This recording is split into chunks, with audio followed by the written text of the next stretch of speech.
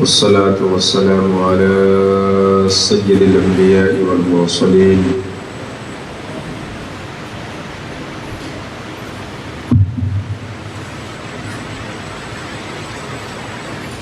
وعلى آله الطيبين وأصحابه الطاهرين، أما بعد.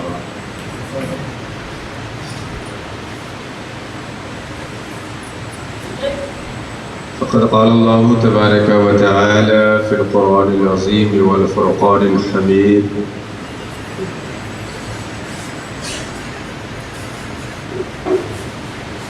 أعوذ بالله من الشيطان الرجيم، بسم الله الرحمن الرحيم.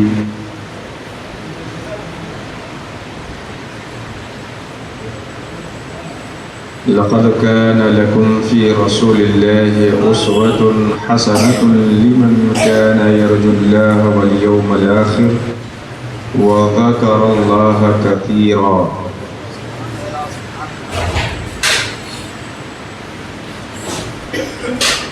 صدق الله العلي العظيم وبلغنا رسوله النبي الأمين الكريم ونحن على ذلك لمن الشاهدين والشاكرين والحمد لله رب العالمين.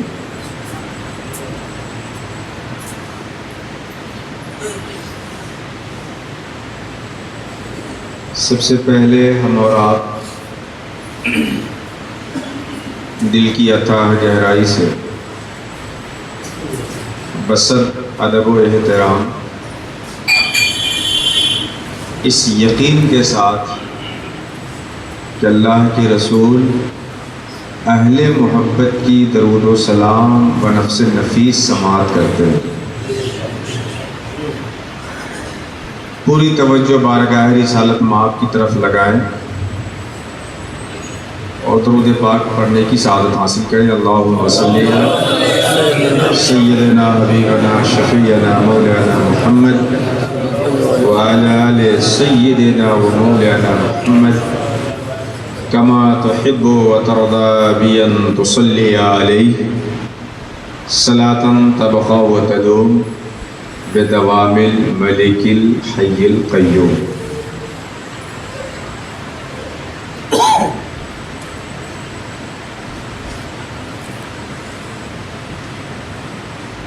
جشن عید میلاد النبی صلی اللہ تعالی علیہ وسلم کے مقدس عنوان کے تحت اللہ کی یاد کی اس مقدس جگہ مسجد میں ہم سب لوگ جمع ہیں.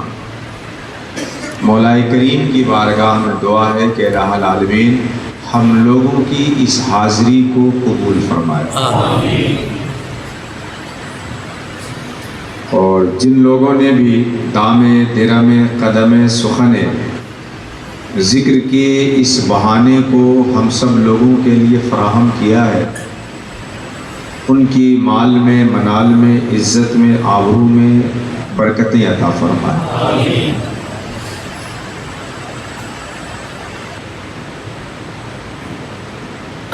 شاعر بارگاہ رسالت مآب میں عرض گزار ہے، کہتا ہے: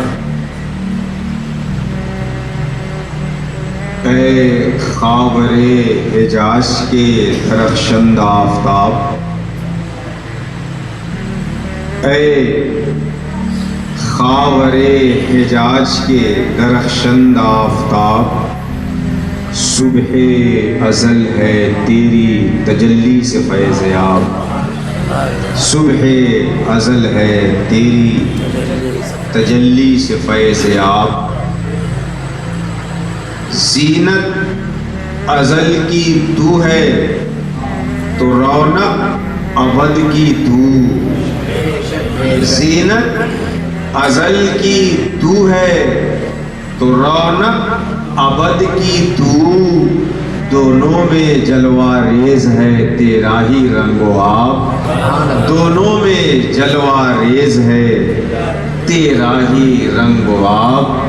اے خاور حجاز کے درخشند آفتاب. شایع ہے تجھ کو سرور کونین کا لقب، شایع ہے تجھ کو سرور کونین کا لقب، نازاں ہے تجھ پہ رحمت دارین کا خطاب، نازاں ہے تجھ پہ رحمت دارین کا خطاب، برسا ہے شرق و غرب پہ ابر کرم تیرا، برسا ہے شرق و غرب پہ ابر کرم تیرا، آدم کی نسل پہ تیرے احسان ہے بے حساب، اے خاور حجاز کے درخشندہ آفتاب، صبح ازل ہے تیری تجلی سے فیض یاب۔ معزز حاضرین، مکرم سامعین، آج میں آپ کے سامنے اور آپ ہمارے روبرو عید میلاد النبی کے عنوان سے ہم لوگ جمع ہیں۔ اس لیے آج میں سوچتا ہوں اور مناسب سمجھتا ہوں کہ صرف اور صرف نبی کریم صلی اللہ تعالی علیہ وسلم کی جو سیرت طیبہ یہ آپ کے سامنے لانے کی کوشش ہے، اور میری آپ سے گزارش ہے کہ آپ بہت اچھا سنتے ہیں، سمجھنے کی کوشش کرتے ہیں۔ میں اپنے سننے والے سے ہمیشہ ان کی توجہ طلب کرتا ہوں اور آپ توجہ سے سنتے ہیں۔ میں امید کرتا ہوں کہ آپ میری گفتگو کو توجہ سے سننے کی کوشش کریں۔ سرکار کی سیرت آج ہم لوگ سنتے ہیں، خالص پیور سیرت النبی، کیونکہ آپ کے یہاں مجھے یاد نہیں کہ میں کتنی بار آیا ہوں، لیکن یہ ضرور یاد ہے کہ اس موضوع سے گفتگو کے لیے پہلی بار آپ کے ساتھ عید میلاد النبی کے موقع پہ میں آپ سے اس بہانے سے آپ سے میں پہلی بار روبرو ہوں۔ میری کوشش اور میرا ارادہ ہے کہ سرکار کی سیرت سامنے ہو۔ میں نے اس حوالے سے قرآن حکیم کی جو آیت کریمہ آپ کے سامنے پڑھی ہے، بہت مشہور و معروف آیت کریمہ ہے۔ آپ اس میں اتنی بار تفسیر سنے ہوں گے کہ آپ کو خود پتہ نہیں ہے کہ کتنی بار سنے۔ اللہ تبارک و تعالیٰ ارشاد فرماتا ہے، لقد کان لکم فی رسول اللہ اسوۃ حسنہ، بے شک بلا شبہ واقعی یقیناً تمہارے لیے رسول اللہ کی ذات مقدس میں زندگی کا بہترین آئیڈیل اور نمونہ۔ لیکن ہم لوگ اتنا سنا کے اپنی گفتگو شروع کر دیتے ہیں اور آگے جو آیت کا حصہ ہے اس پہ ہماری توجہ نہیں ہے۔ تھوڑا اس حصے پہ بھی میری توجہ ہونی چاہیے۔ اسی آیت میں اگلا حصہ ہے کہ رسول اللہ کی ذات گرامی اس شخص کے لیے بہترین آئیڈیل اور نمونہ ہے، لمن کان یرجو اللہ والیوم الآخر، جو اللہ کی نعمتوں کا ارادہ رکھے، آخرت کی امید رکھے، وذکر اللہ کثیرا، اور کثرت سے اللہ کو یاد کرنے والا۔ جو شخص اللہ کو کثرت سے یاد کرنے والا ہو، آخرت کو یاد کرنے والا ہو، آخرت کی امید رکھنے والا ہو، اللہ تعالیٰ کی عطاؤں کی امید رکھنے والا ہو، اس شخص کے لیے رسول اللہ کی ذات گرامی بہترین آئیڈیل ہے، بہترین نمونہ ہے، بہترین زندگی گزارنے کا اسوہ ہے۔ کس شخص کے لیے؟ جو آخرت اور اللہ کی بارگاہ کی امید رکھے اور کثرت سے اللہ کو یاد کرے۔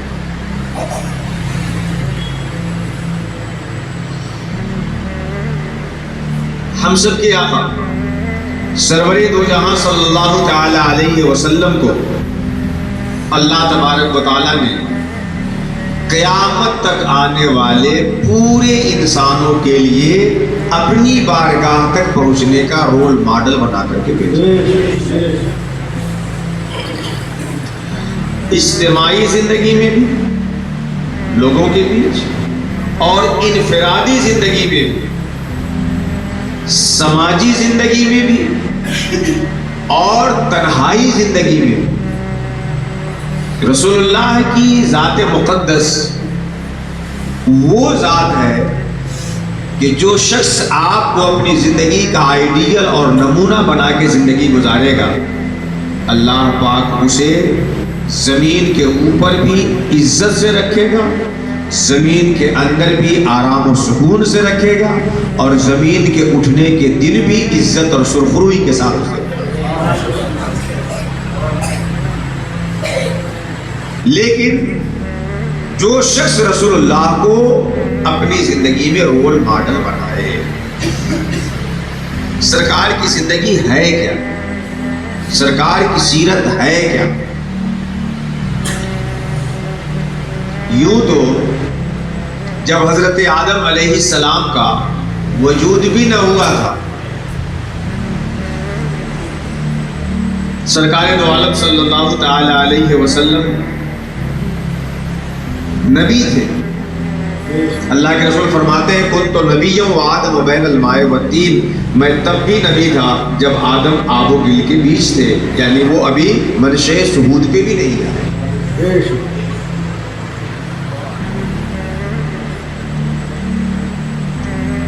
سرکار تو صاحب الاولاد ہیں، انہی کے ذریعے سے اللہ تعالیٰ نے، انہی کے صدقے میں اللہ تعالیٰ نے زمین کو بنایا، آسمان کو بنایا، ہمیں بنایا، آپ کو بنایا۔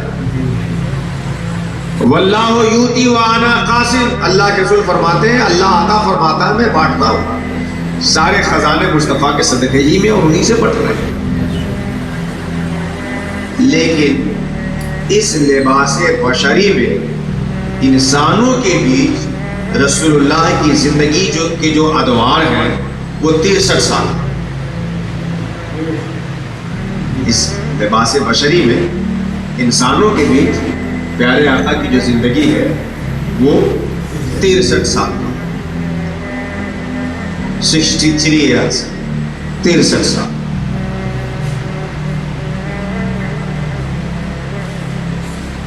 ہمیں چاہیے کہ سرکار کی سیرت کو خوب پڑھیں، ایک بار دو بار نہیں، ایک بار دو بار پڑھنے سے کوئی چیز ذہن میں رکتی نہیں ہے، اجبر نہیں ہوتی، بار بار بار بار ہوش انسانی کا، شعبہ حیات انسانی کا، انسانی زندگی کا کوئی بھی گوشہ اور لمحہ ہو، رسول اللہ کی سیرت میں اس کا واضح بیان عملی طور پر آپ کو مل جائے۔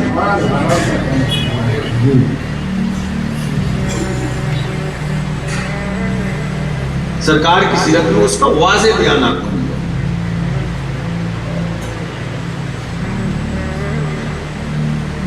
ایک عام آدمی ہے یہاں تو کیسے زندگی گزارے، سوسائٹی کا ایک سمپل سا ممبر ہے، معاشرے کا ایک عام فرد ہے، کیسے زندگی گزارے؟ رسول اللہ کی زندگی میں یہ بھی موجود ہے۔ ہزاروں لوگ آپ کے ماننے والے ہو جائیں، آپ کے فالوور ہو جائیں، تو آپ کیسے زندگی گزاریں، یہ بھی رسول اللہ کی سیرت میں موجود ہے۔ غریبی میں ہے، مفلسی میں ہے، مصیبتوں کے بیچ آپ کی زندگی چل رہی ہے۔ اس اعتبار سے سرکار کی سیرت کو دیکھیں گے تو ایک مکمل کھلی کتاب نظر آئے، پیٹ پہ پتھر باندھ کر غریب رہنے کا سلیقہ وہ تو سکھا ہے۔ آپ پیسے والے ہو گئے، حکومت قائم ہو گئی، سلطنت قائم ہو گئی، تو رسول اللہ کی زندگی میں اس کا بھی واضح بیان موجود ہے کہ فتح مکہ کے موقع پہ آپ نے کیسے اپنے دشمنوں کو معاف کر دیا۔ آپ نانا ہے، دادا ہے، اس اعتبار سے جب سرکار کی سیرت پڑھیں گے تو آپ کو سرکار کی سیرت ایک کھلی کتاب ملے گی کہ کیسے حسنین کریمین کو کبھی کاندھے پہ سوار کر کے، کبھی پشت پہ سوار کر کے، کبھی اپنے ہاتھوں میں ان کی ہاتھیں لے کر مدینہ میں گھما کر کے نانا اور دادا بننے کا رول بنا کر کے امت کو بہترین دادا اور بہترین نانا بننے کا سبق سکھا۔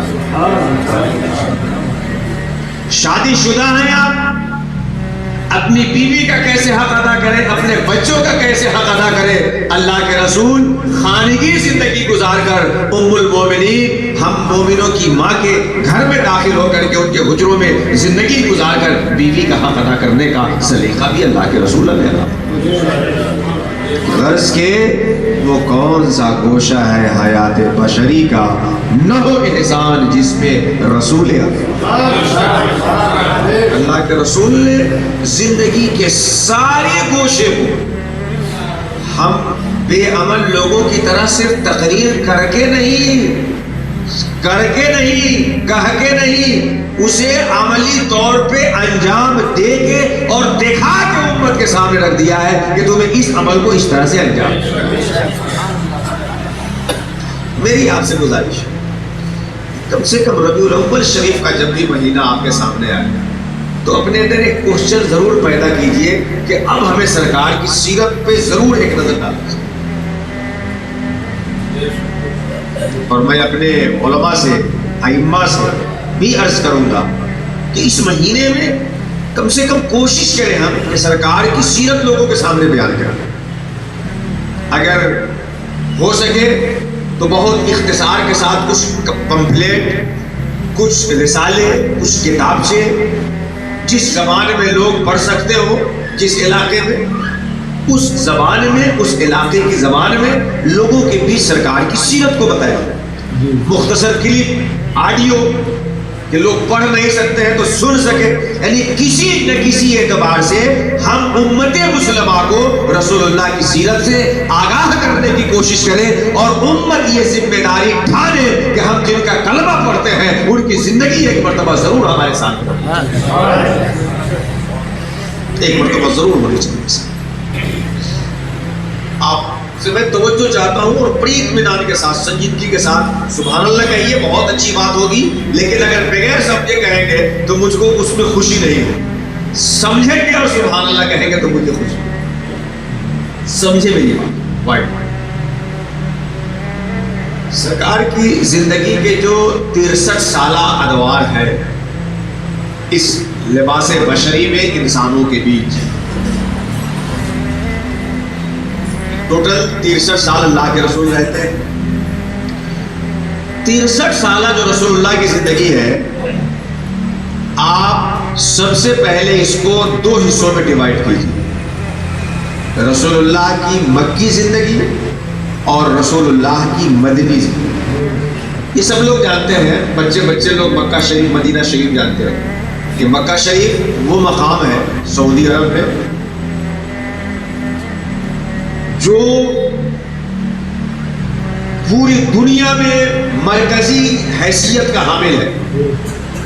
پوری دنیا سے حجاج حج کے موقع پہ وہاں جاتے ہیں۔ خانہ کعبہ وہاں پہ موجود ہے، بیت اللہ شریف، زمزم شریف کا کنواں وہاں پہ ہے، مقام ابراہیم ہے، صفا اور مروہ ہے، صحیح ہوتی ہے، خانہ کعبہ کا طواف ہوتا ہے، حج کے سارے ارکان ہوتے ہیں۔ اور وہیں مکہ مکرمہ سے تقریباً 350 کلومیٹر دوری پہ مدینہ منورہ ہے، جو سرکار کے ہجرت کر کے جانے سے پہلے یثرب کے نام سے مشہور و معروف تھا۔ سرکار کے قدموں کو چومنے کی برکت سے وہ زمین کا حصہ مدینہ منورہ کے نام سے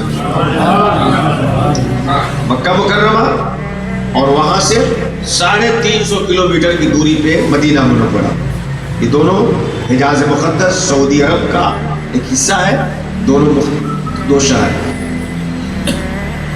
ہم سب کے آقا سرور دو جہاں فخر موجودات جناب محمد رسول اللہ صلی اللہ علیہ وسلم، آپ کی پیدائش اس لباس بشری میں، آپ کی بعثت و آمد مکہ مکرمہ میں عام الفیل میں ہوا، اور 53 سال تک آپ اسی مکہ میں رہے۔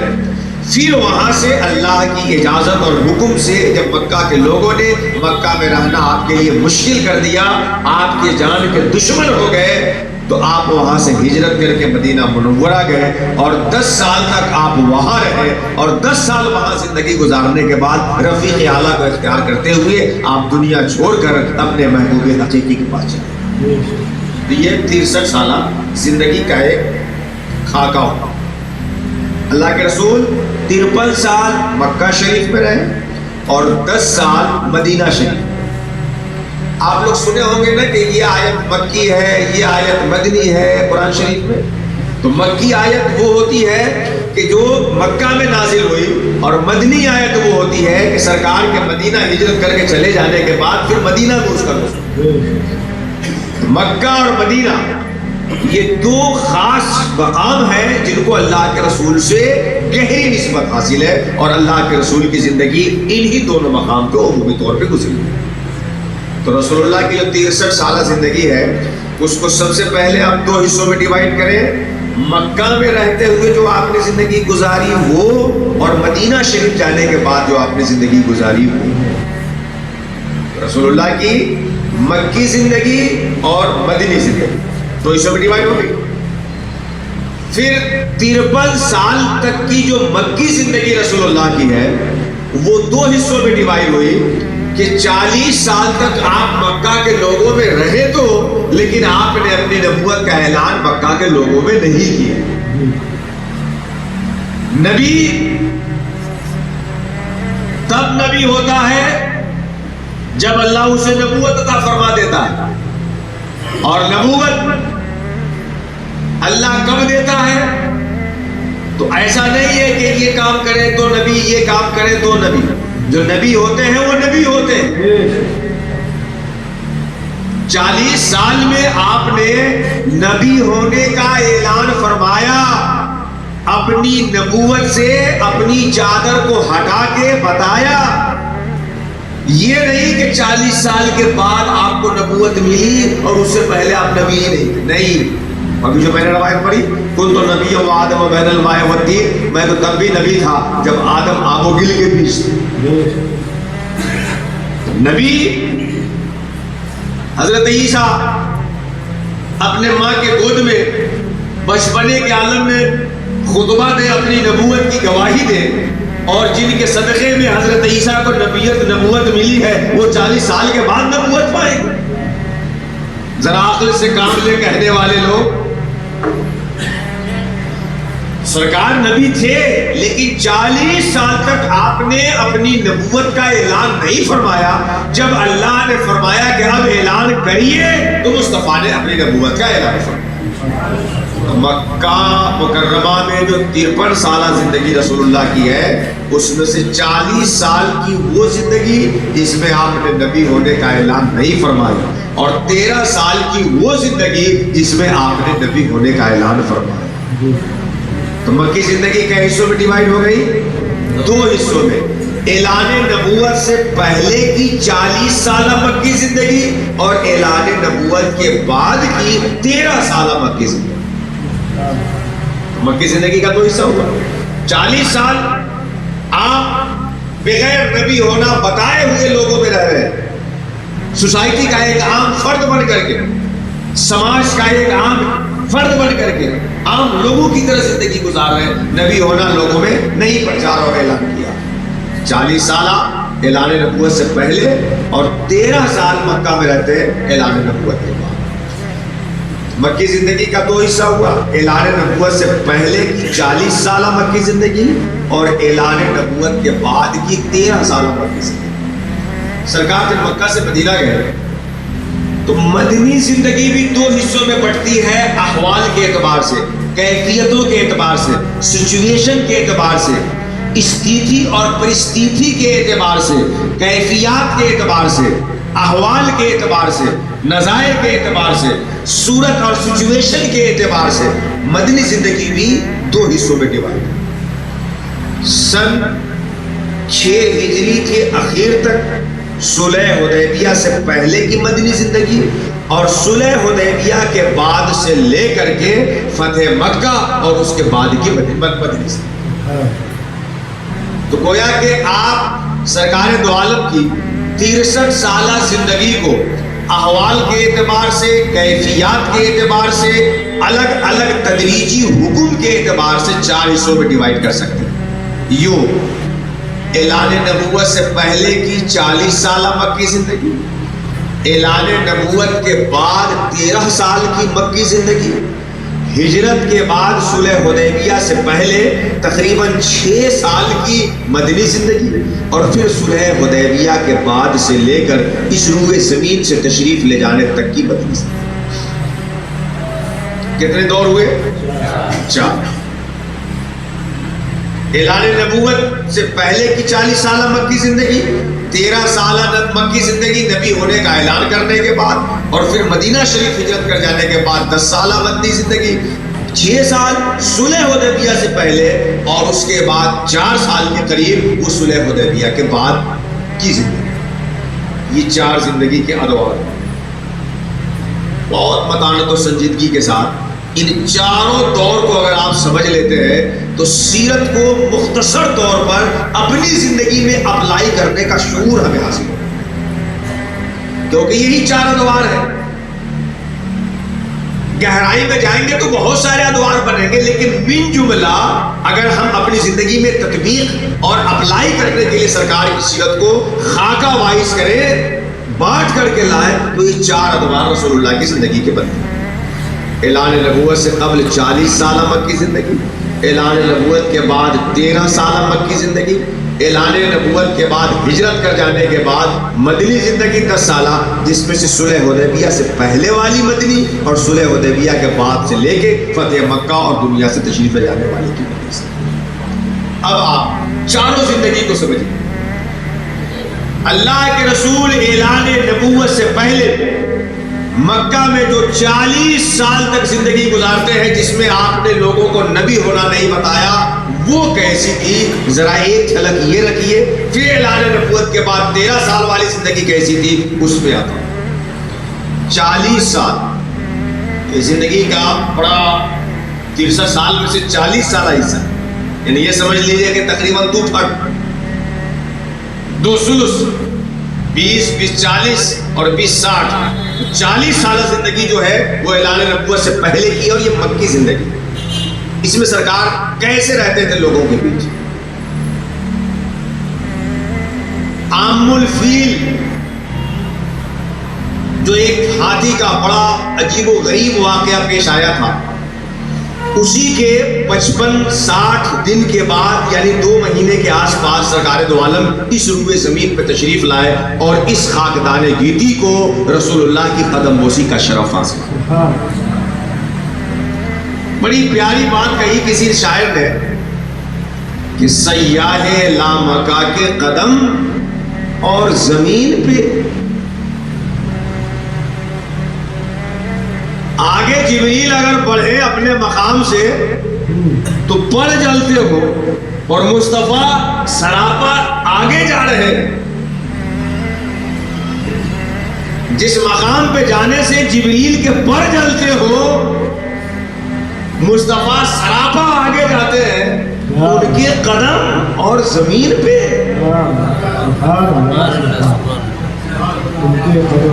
سیاح لامکا کے قدم اور زمین پہ، ارے کتنی ہنسی تھی لفظش آدم نبوجی، کتنی ہنسی تھی لفظش آدم نبوجی، کتنی ہنسی تھی لفظش آدم نبوجی، سیاح لامکا کے قدم اور زمین پہ کتنی ہنسی تھی لفظش آدم نے پوچھی۔ اس روئے زمین کو، سرکار کے طلبوں کو چومنے کا شرف اسی عام الفیل نے۔ اب نا آپ سال اپنے بچوں کا برتھ ڈے مناتے ہیں تو پوری تاریخ، پورا مہینہ، پورا دن بالکل رجسٹرڈ ہے۔ وہ مہینہ آیا نہیں کہ بچے آپ کو برتھ ڈے کی یاد دلا دیتے ہیں اور خوب پتہ رہتا۔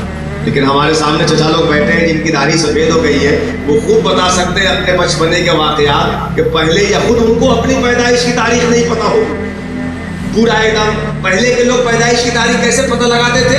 جو حادثہ ہوا رہتا تھا نا، اسی حادثے سے جوڑ کے پتہ لگاتے تھے۔ کہ ہاں یار فلاں سمے میں ایک حادثہ ہوا تھا، اسی سال ہماری پیدائش ہوئی تھی۔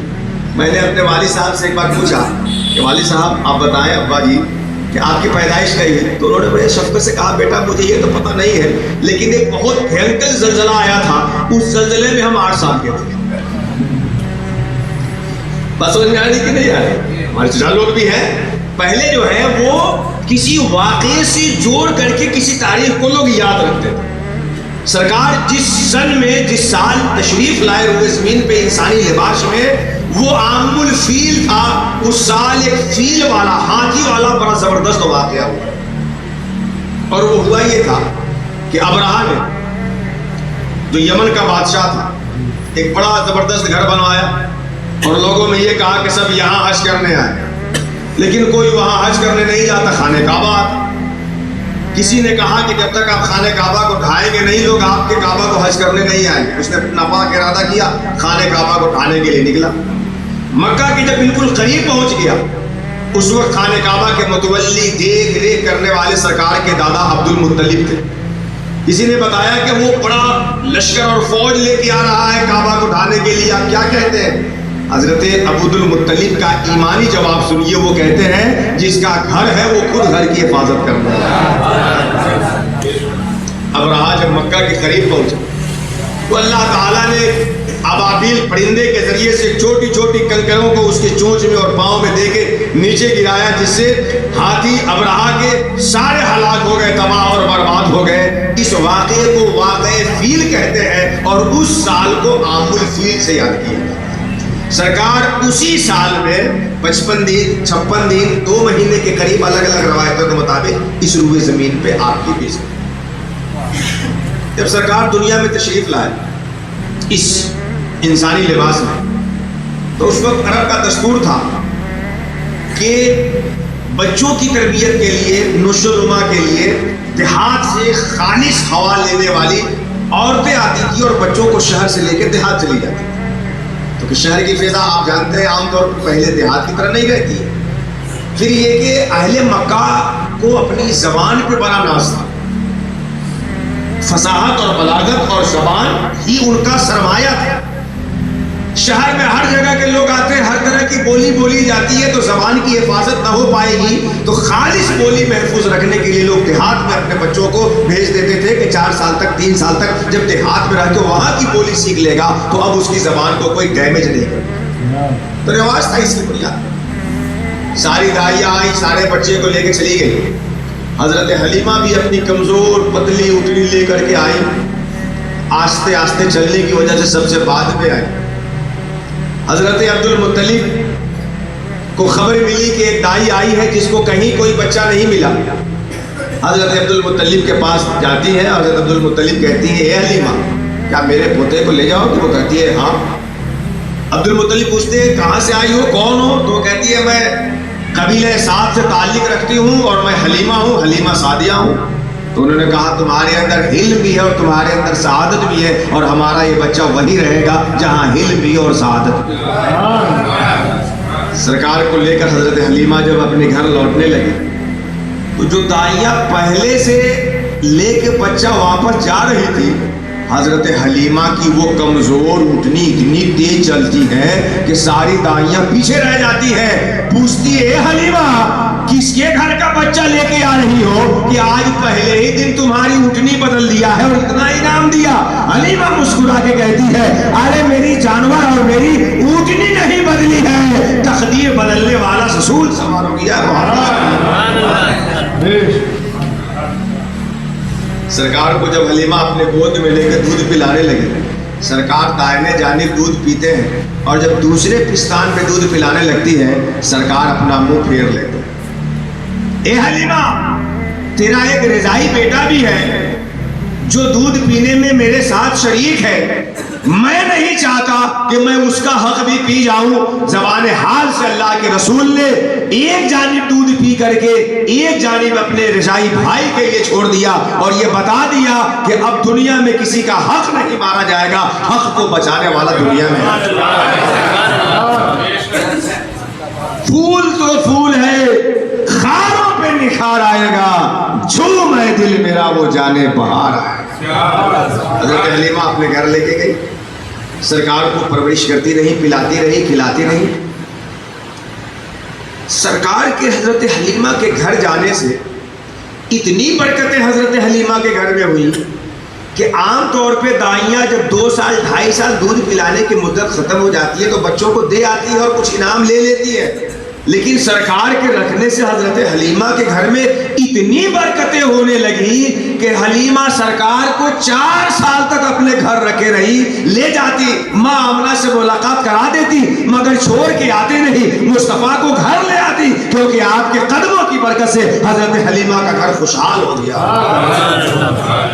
تو عام طور پہ دائیاں دودھ پلانے کی جو مدت 2.5 سال 3 سال ہے اس کے بعد والدین کے حوالے کر دیتے تھے بچہ کو، لیکن حلیمہ سرکار کو لے جاتی، حضرت آمنہ سے ملاقات کرا دیتی اور پھر حضرت رسول کریم کو لے کر کے اپنے گھر آ جاتی۔ لیکن ایک دن سرکار حضرت حلیمہ کی بیٹوں کے ساتھ بیٹیوں کے ساتھ حضرت حلیمہ کی بکری چلانے کے لیے گھر سے کچھ دور تھے، جبریل آتے ہیں، سب سے الگ کرتے ہیں اور سرکار کا سینہ چاک کر کے آپ کے سینے کو آب زمزم سے صاف کرتے ہیں۔ اس کو شق صدر کا واقعہ کہتے ہیں۔ جب حضرت حلیمہ کے بیٹوں نے اور ان کی بیٹیوں نے دیکھا گھبرا گئے، آ کے اپنی ماں سے بتایا کہ یہ جن کو آپ رکھی ہیں آج تو عجیب حال ان کے ساتھ ہوا ہے، ایسا ہوا ہے۔ حضرت حلیمہ بھی گھبرا گئی۔ اس گھبراہٹ کی وجہ سے حضرت حلیمہ سرکار کو لے کے کہ کہیں کوئی نئی بات نہ پیش ہو جائے، سرکار کو لے کے امانت سپرد کرنے کے لیے حضرت آمنہ کے گود میں۔ حضرت حلیمہ سرکار کو 4 سال ہو جانے کے بعد حضرت آمنہ کے حوالے کرنے گئی کہ ان بچے کے ساتھ ایسا واقعہ ہو رہا ہے، آگے کیا ہوگا میں نہیں سمجھ سکتی، آپ اپنی امانت اپنے حوالے کر لیجیے۔ 4 سال تک حضرت حلیمہ کے ساتھ رہنے کے بعد سرکار اپنی ماں حضرت آمنہ کے ساتھ رہنے لگے۔ سرکار جب 6 سال کے ہوئے، ہم سب کے پیغمبر جب اپنی ماں کے پیٹ میں تھے تو آپ کے والد حضرت عبداللہ کا دنیا سے رخصت ہو گیا، انتقال ہو گیا۔ حضرت عبداللہ سرکار کے والد گرامی، سرکار جب ماں کے پیٹ ہی میں تھے تو حضرت عبداللہ انتقال کر گئے۔ سرکار جب 4 سال کے ہوئے اور حضرت آمنہ کے حوالے ہوئے تو 6 سال ہوتے ہیں، یعنی 2 سال تک اپنی ماں کے ساتھ اور رہتے ہیں۔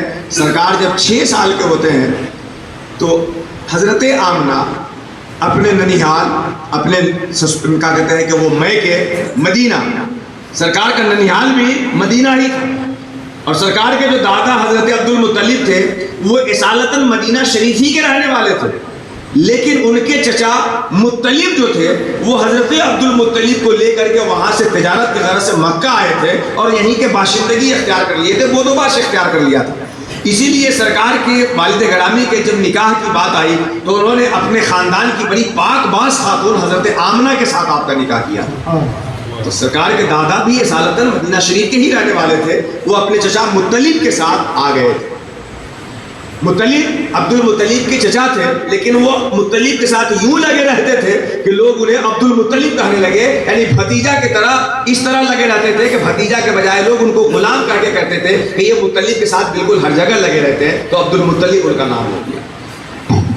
حضرت آمنہ سرکار کو جب 6 سال کی عمر میں اپنے ننیحال لے گئی، سرکار کے ننیحال مدینہ، اور وہاں سے لوٹ رہی تھی، ایک مقام پڑتا ہے ابوا، وہیں پہ تھی کہ حضرت آمنہ اس دنیا سے جا بسی۔ ام ایمن جو خادمہ تھی وہ سرکار کو لے کر کے پھر مکہ آئی اور حضرت عبد المطلب کے حوالے سرکار دو عالم کو کر دیا۔ تو سرکار 6 سال کے رہے تو ماں بھی دنیا سے چلی گئی۔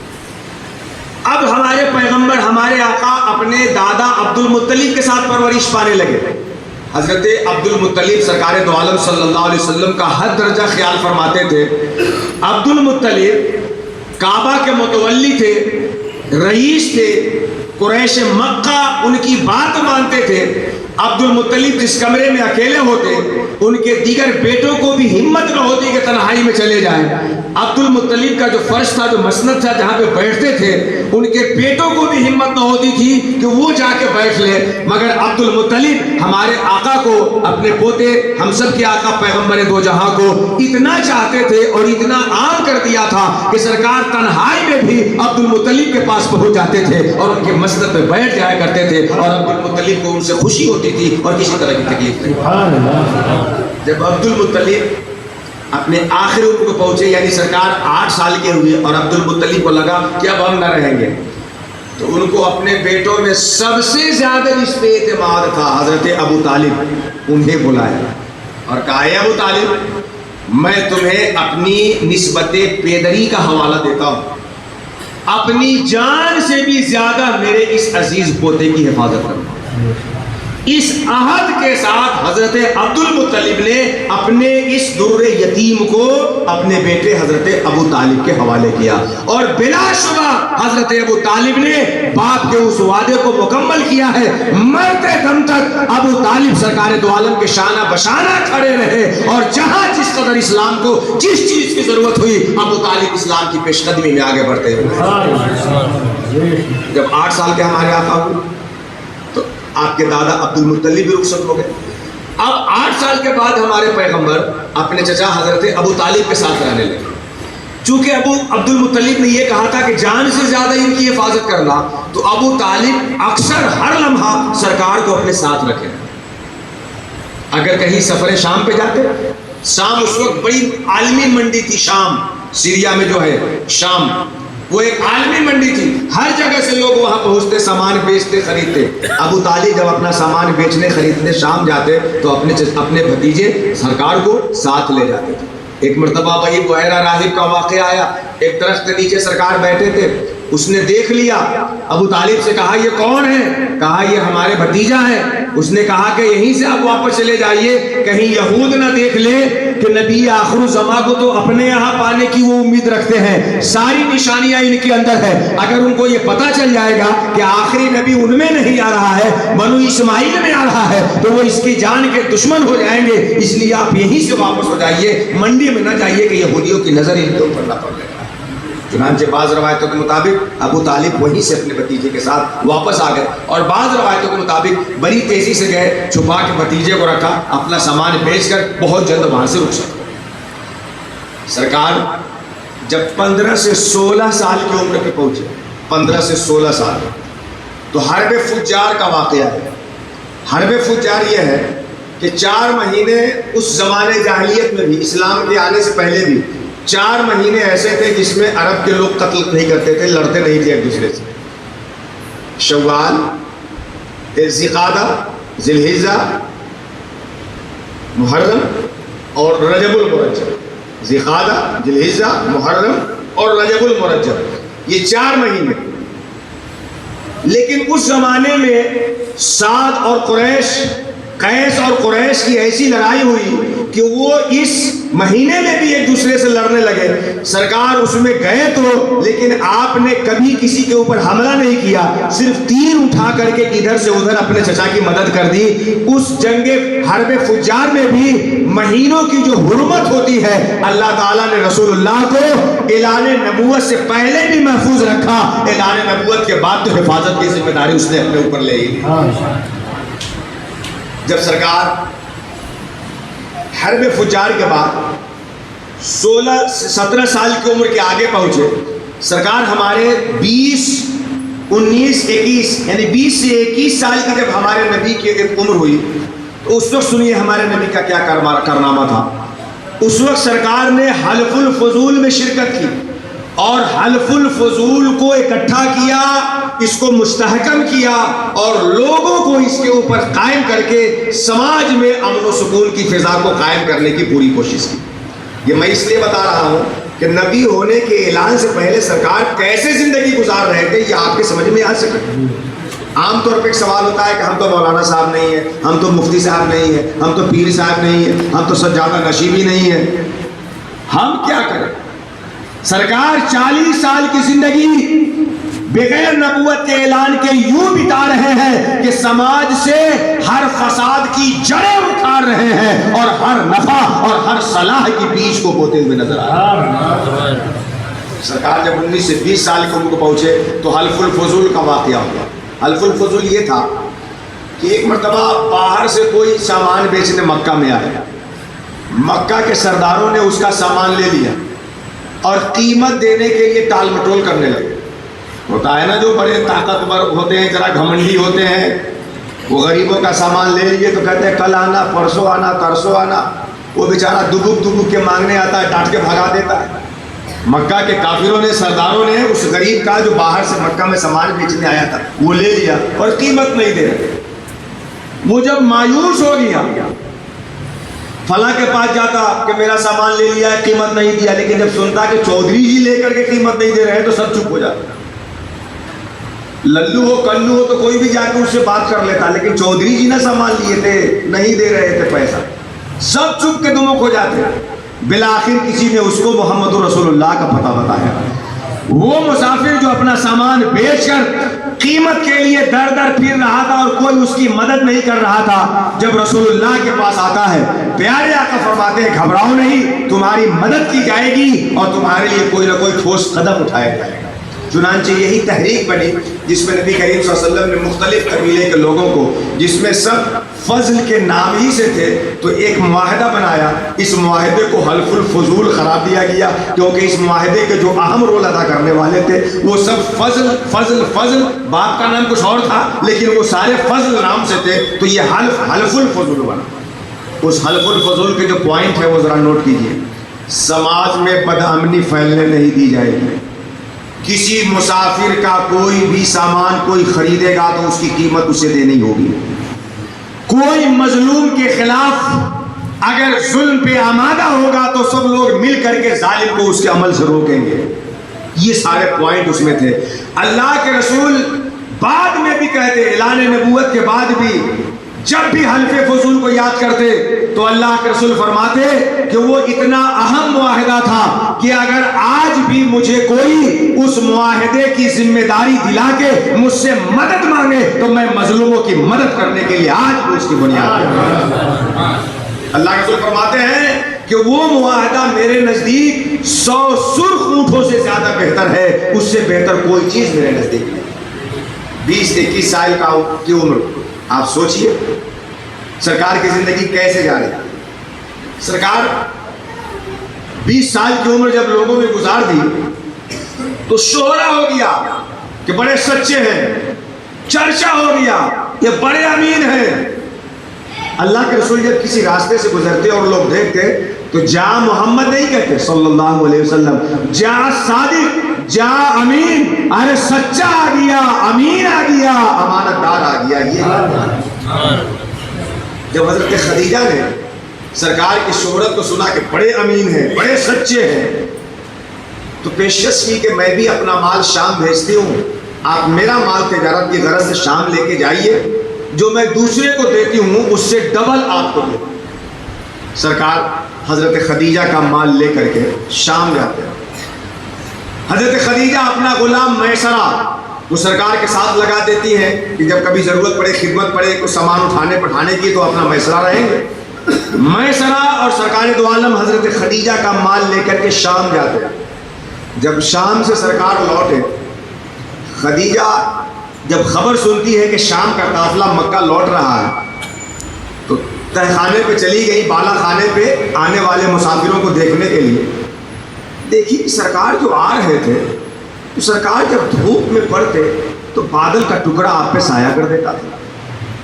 حضرت خدیجہ جو صدق اور امانت سنی تھی، محبت تو تھی ہی، جب یہ دیکھتی ہے تو اور حضرت خدیجہ کو سرکار سے محبت پڑ جاتی ہے۔ جب آتے ہیں سرکار مکہ میں، میسرہ سے جب حضرت خدیجہ بتاتی کہ کیا دیکھا، دیکھی میں جب آ رہے تھے تو ان کے اوپر بادل سایہ کیا تھا۔ میسرہ کہتے ہیں خدیجہ آپ تو اتنے ہی دیکھی ہے، میں تو پورے سفر میں عجائب و غرائب دیکھ کر کے دنگ رہ گیا ہوں۔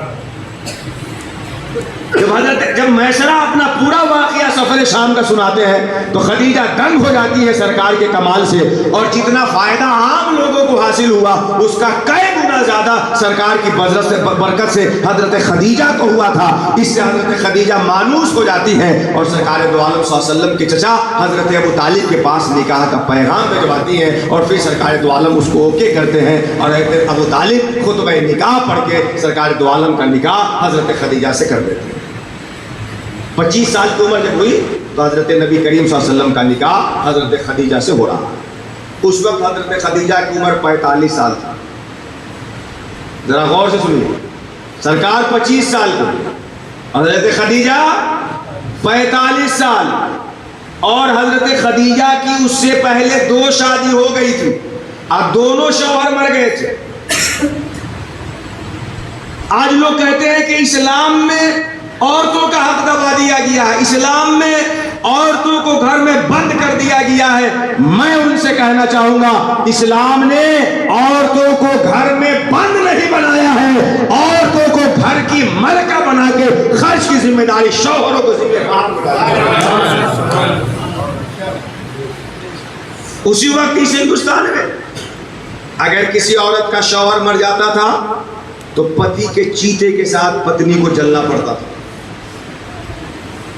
اور آج بھی اگر کسی لڑکی کی شادی ہو، اس کا شوہر ایکسیڈنٹ ہو جائے، مر جائے، تو دوسرا اس سے شادی کرنے میں خوب ہچکچائے گا کہیں ہماری بھی موت نہ ہو جائے۔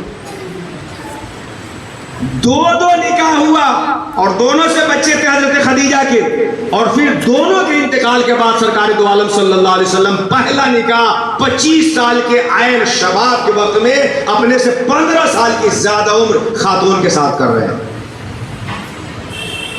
سرکار کا وہ حسن کہ حسن یوسف پہ کٹی مصر میں انگشت زنا، سر کٹاتے ہیں تیرے نام پہ مردانے عرب۔ اور کس سے نکاح کرتے ہیں؟ اپنے سے 15 سالہ زائد خاتون سے نکاح کرتے ہیں، تاکہ بیوہ کو سماج میں جو منحوس جاننے کا ایک ذہن ہے، مصطفیٰ اس سے نکاح کر کے بیوہ کو ایک اچھی زندگی کا سوغات دے رہے ہیں، اچھی زندگی کا تحفہ دے رہے ہیں۔ سرکار دو عالم صلی اللہ علیہ وسلم نے جو متعدد نکاح متعدد عورتوں سے کیا، اس پہ لوگوں کو اعتراض ہوتا ہے کہ متعدد نکاح کیوں کیا۔ میں ان سے کہنا چاہتا ہوں کہ جو میرے رسول کی سیرت کو نہیں سمجھ پایا، سمجھنے کی کوشش کرے۔ آدمی اگر شہوت کی بنیاد پر کثیر عورتوں سے نکاح کرے گا تو جوانی کے عالم میں کرے گا۔ مصطفیٰ 25 سال سے لے کر 50 سال کی عمر تک اپنے سے 15 سال سے زیادہ عمر رکھنے والی خاتون خدیجہ سے زندگی گزار دیتے ہیں، کوئی نکاح کسی سے نہیں کرتے ہیں۔ جب 50 سال کی عمر ہوتی ہے اور کوئی عورت آپ پہ ایمان لاتی ہے اور لوگ اس کو گھر سے نکال دیتے ہیں تو مصطفیٰ پناہ دینے کے لیے اپنے نکاح میں لا رہے ہیں، شہوت کی بنیاد پر لا رہے ہیں، نکاح نہیں کرتے۔ کچھ لوگ یہ کہتے ہیں کہ مسلمانوں، آپ کے نبی نے جو حضرت خدیجہ سے نکاح کیا وہ اس لیے کہ خدیجہ اس وقت بہت مالدار خاتون تھی مکہ کی۔ میں ان سے کہنا چاہوں گا کہ اگر مصطفیٰ خدیجہ سے مال کی بنیاد پہ نکاح کرتے تو وہی مال 2-4 سال کے بعد ختم کہاں ہو گیا، کہاں چلا گیا؟ کہ گھر میں ایک وقت کا چولہا اگر چل رہا ہے تو دوسرے وقت کھجور اور پانی سے کام چلایا جا رہا ہے۔ مصطفیٰ نے خدیجہ سے نکاح اس کے مال کی بنیاد پر نہیں کیا تھا، بلکہ بیوہ کو سماج میں زندگی کی راہ دکھانے کے لیے کیا تھا۔ اور اس کے مال کو خدیجہ نے خود جب دیکھا کہ مصطفیٰ مل گئے تو اب مال کو خرچ کرنے کی اس سے بہتر کوئی جگہ نہیں ہے۔ مصطفیٰ کے مشن میں حضرت خدیجہ نے اپنے مال کا سارا حصہ بہا دیا۔ 25 سال کی عمر میں ہمارے آقا کا حضرت خدیجہ سے نکاح۔ سرکار دو عالم کی جتنی بھی اولاد ہوئی، صاحبزادیاں اور صاحبزادے، سب صرف ایک حضرت ابراہیم جو حضرت ماریہ قبطیہ سے ہوئے، حضرت ابراہیم کو چھوڑ کر سرکار کی جتنی اولاد ہوئی وہ سب حضرت خدیجہ سے ہوئی۔ حضرت خدیجہ جب دنیا سے چلی گئی تو سرکار ان کے جانے کے بعد بھی حضرت خدیجہ کو کتنا چاہتے تھے، حضرت عائشہ سے سنیے۔ حضرت عائشہ کہتی ہیں، جبکہ آپ جانتے ہیں کہ اللہ کے رسول بعد میں جن لوگوں سے نکاح کیا ان میں سب سے زیادہ حضرت عائشہ سے محبت فرماتے تھے۔ حضرت عائشہ کہتے ہیں کہ جتنی غیرت مجھے خدیجہ پہ آتی تھی، جتنی غیرت مجھے حضرت خدیجہ پہ آتی تھی، دنیا میں کسی عورت کو اتنی غیرت نہیں آتی تھی۔ یعنی کیا چیز تھی خدیجہ میں کہ سرکار اس قدر محبت اس سے کرتے تھے۔ اگر کوئی عورت خدیجہ کے زمانے میں گھر آتی تھی تو اس کے آنے کے وقت سرکار اڑ جاتے اور اس کے لیے بہتر بستر کا انتظام کرتے کہ یہ بڑھیا خدیجہ کے زمانے میں آتی تھی۔ اگر اللہ کے رسول کوئی اچھا سامان گھر میں بنتا تو حضرت خدیجہ کی سہیلیوں کو بھیجوایا کرتے تھے۔ یہ اسلام ہے جو عورتوں کے حقوق کو صرف کتابوں میں لکھ کر کے نہیں، محمد رسول اللہ دے کر کے بتا رہے ہیں۔ سرکار جب 25 سال کے ہوئے تو حضرت خدیجہ سے نکاح ہوا، ازدواجی زندگی گزرنے لگی۔ سرکار جب 35 سال کے ہوئے، کتنے سال کے ہوئے؟ 35 سال کے، تو اس وقت مکہ شریف میں بہت زوردار سیلاب آیا۔ اس سیلاب کی زد میں آنے کی وجہ سے خانہ کعبہ کی جو پرانی عمارت تھی وہ ڈھل گئی، زمین دوز ہو گئی۔ پانی چھٹنے کے بعد مکہ کے لوگوں نے مشورہ کیا کہ اس جگہ پہ پھر کعبے کی تعمیر ہو جہاں پہ کعبہ ہے۔ کعبے کی تعمیر کا سلسلہ شروع ہوا۔ تعمیر کرتے کرتے جب اس مقام پہ پہنچے جہاں پہ حجر اسود کو رکھنا تھا، تمام قبیلے اس بات پہ اڑ گئے کہ ہمارا آدمی حجر اسود کو رکھے گا، ہمارا آدمی رکھے گا، ہمارا آدمی رکھے گا۔ اور سارے قبیلے کے لوگ ایسا تھا کہ بغیر لڑے ہوئے نہیں مانیں گے، ہر ایک چاہتا تھا کہ ہم رکھیں۔ لڑائی کی نوبت آ گئی۔ کسی نے کہا لڑتے کیوں ہو، آؤ مشورہ کر لینا، پنچایت کر لیں، میٹنگ کر لیں۔ جب میٹنگ ہوئی تو اس میں ایک معمر نے، ایک بزرگ نے، عمر دراز شخص نے مشورہ دیا کہ کل جو شخص سب سے پہلے حرم میں داخل ہوگا نا، وہ جو فیصلہ کرے گا سب لوگ مان لیں۔ سب کی اس بات پہ اتفاق، سب تیار ہو گئے۔ اگلے دن سب سے پہلے حرم میں داخل ہونے والا شخص ہمارا اور آپ کا نبی پیغمبر دو جہاں تھا۔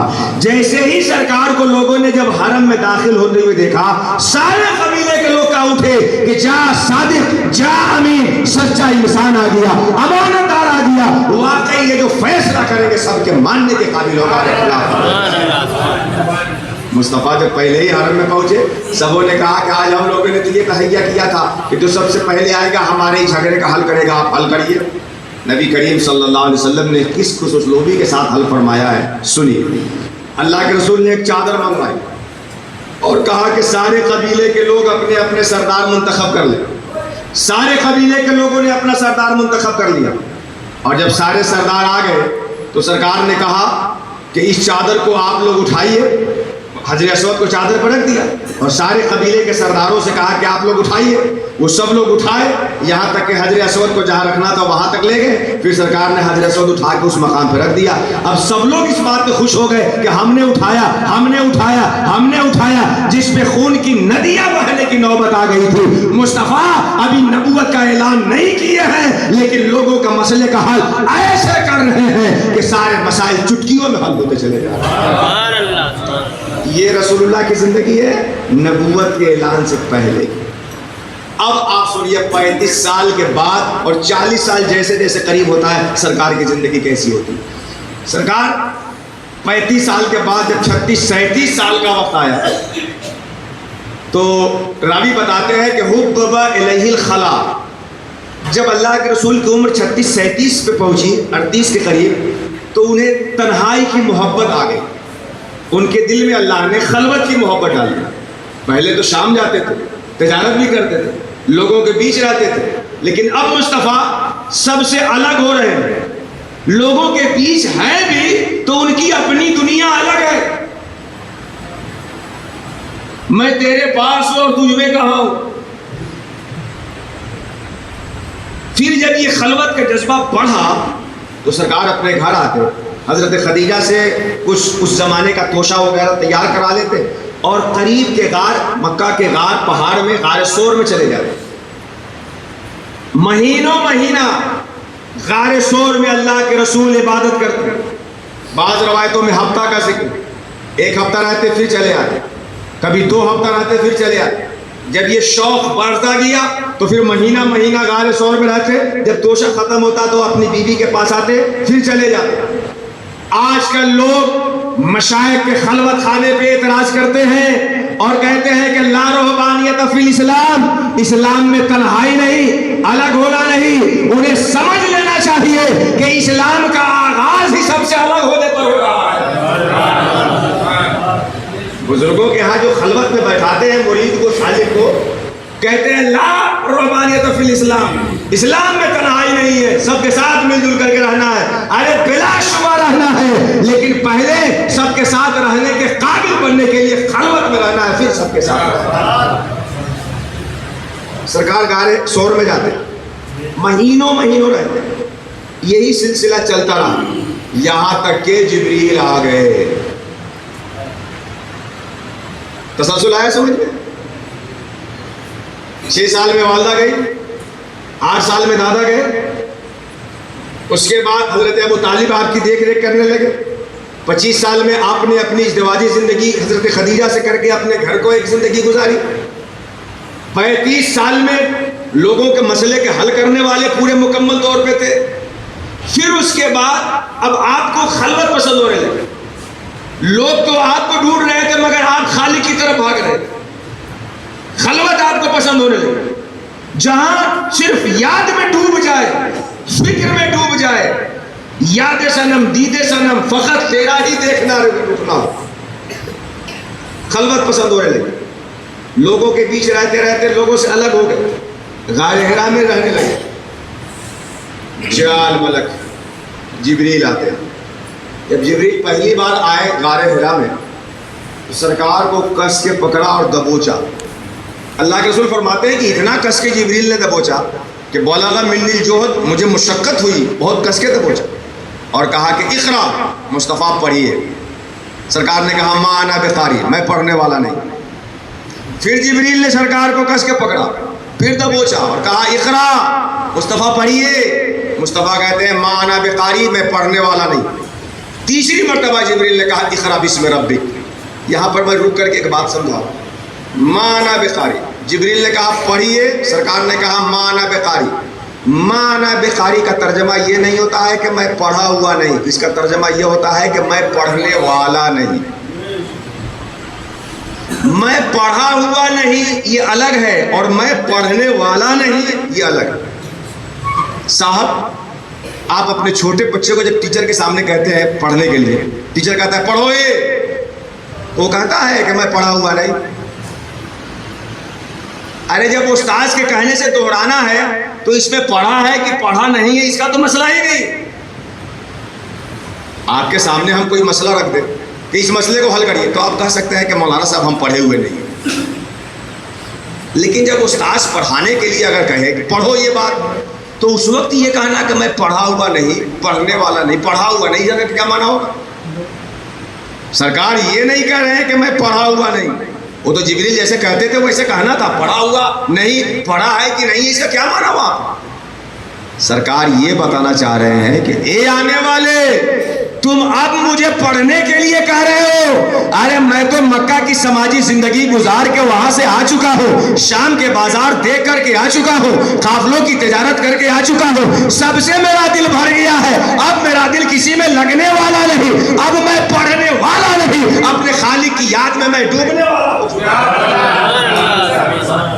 جبریل اب میں پڑھنے والا نہیں ہوں, اب میں تو خالق کی یاد میں ڈوبنے والا ہوں.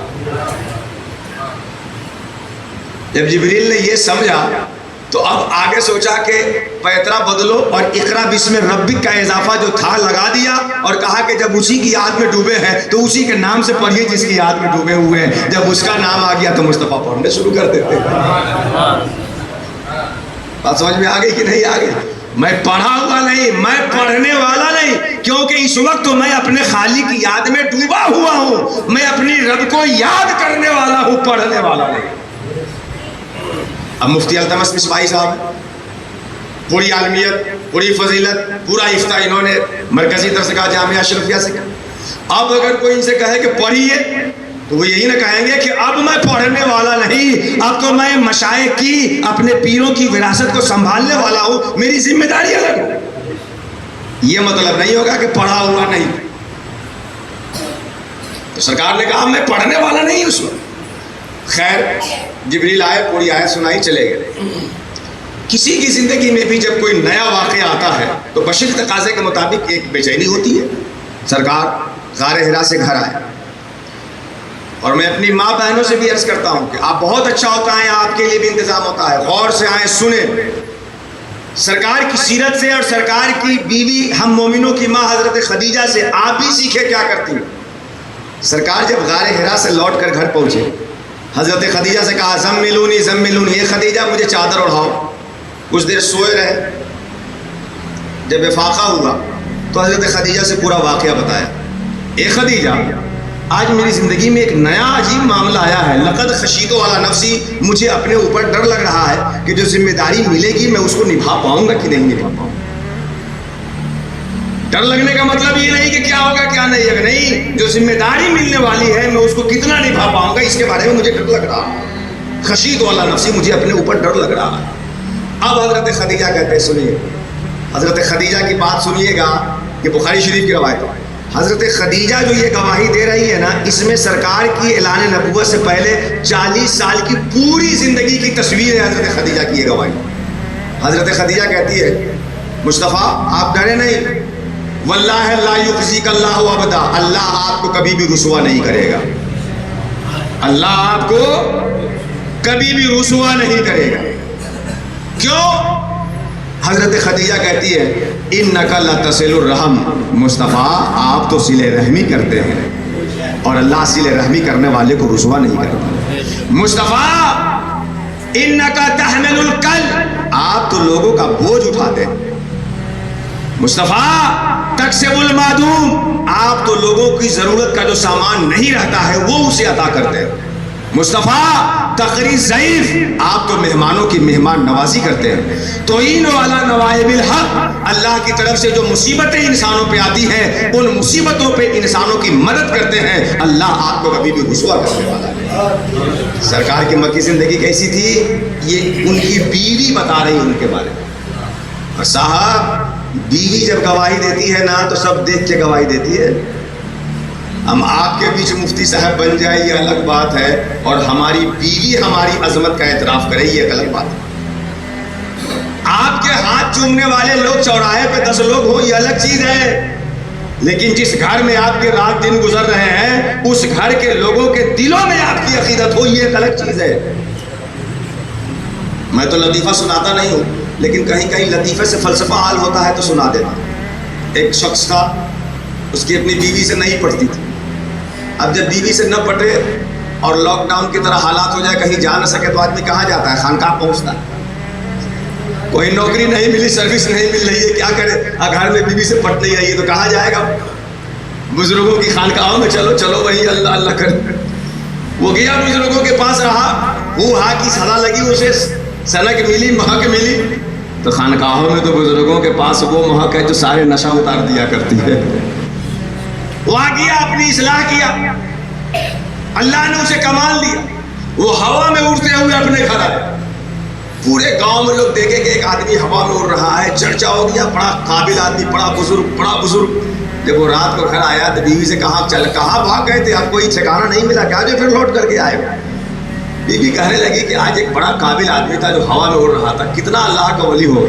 وہ کہتا ہے بیگم وہ ہم ہی تھے اگر یقین کر سکو تو. اچھا تم ہی تھے، تبھی تو ٹیرے ٹیرے اڑ رہے تھے ہوا میں.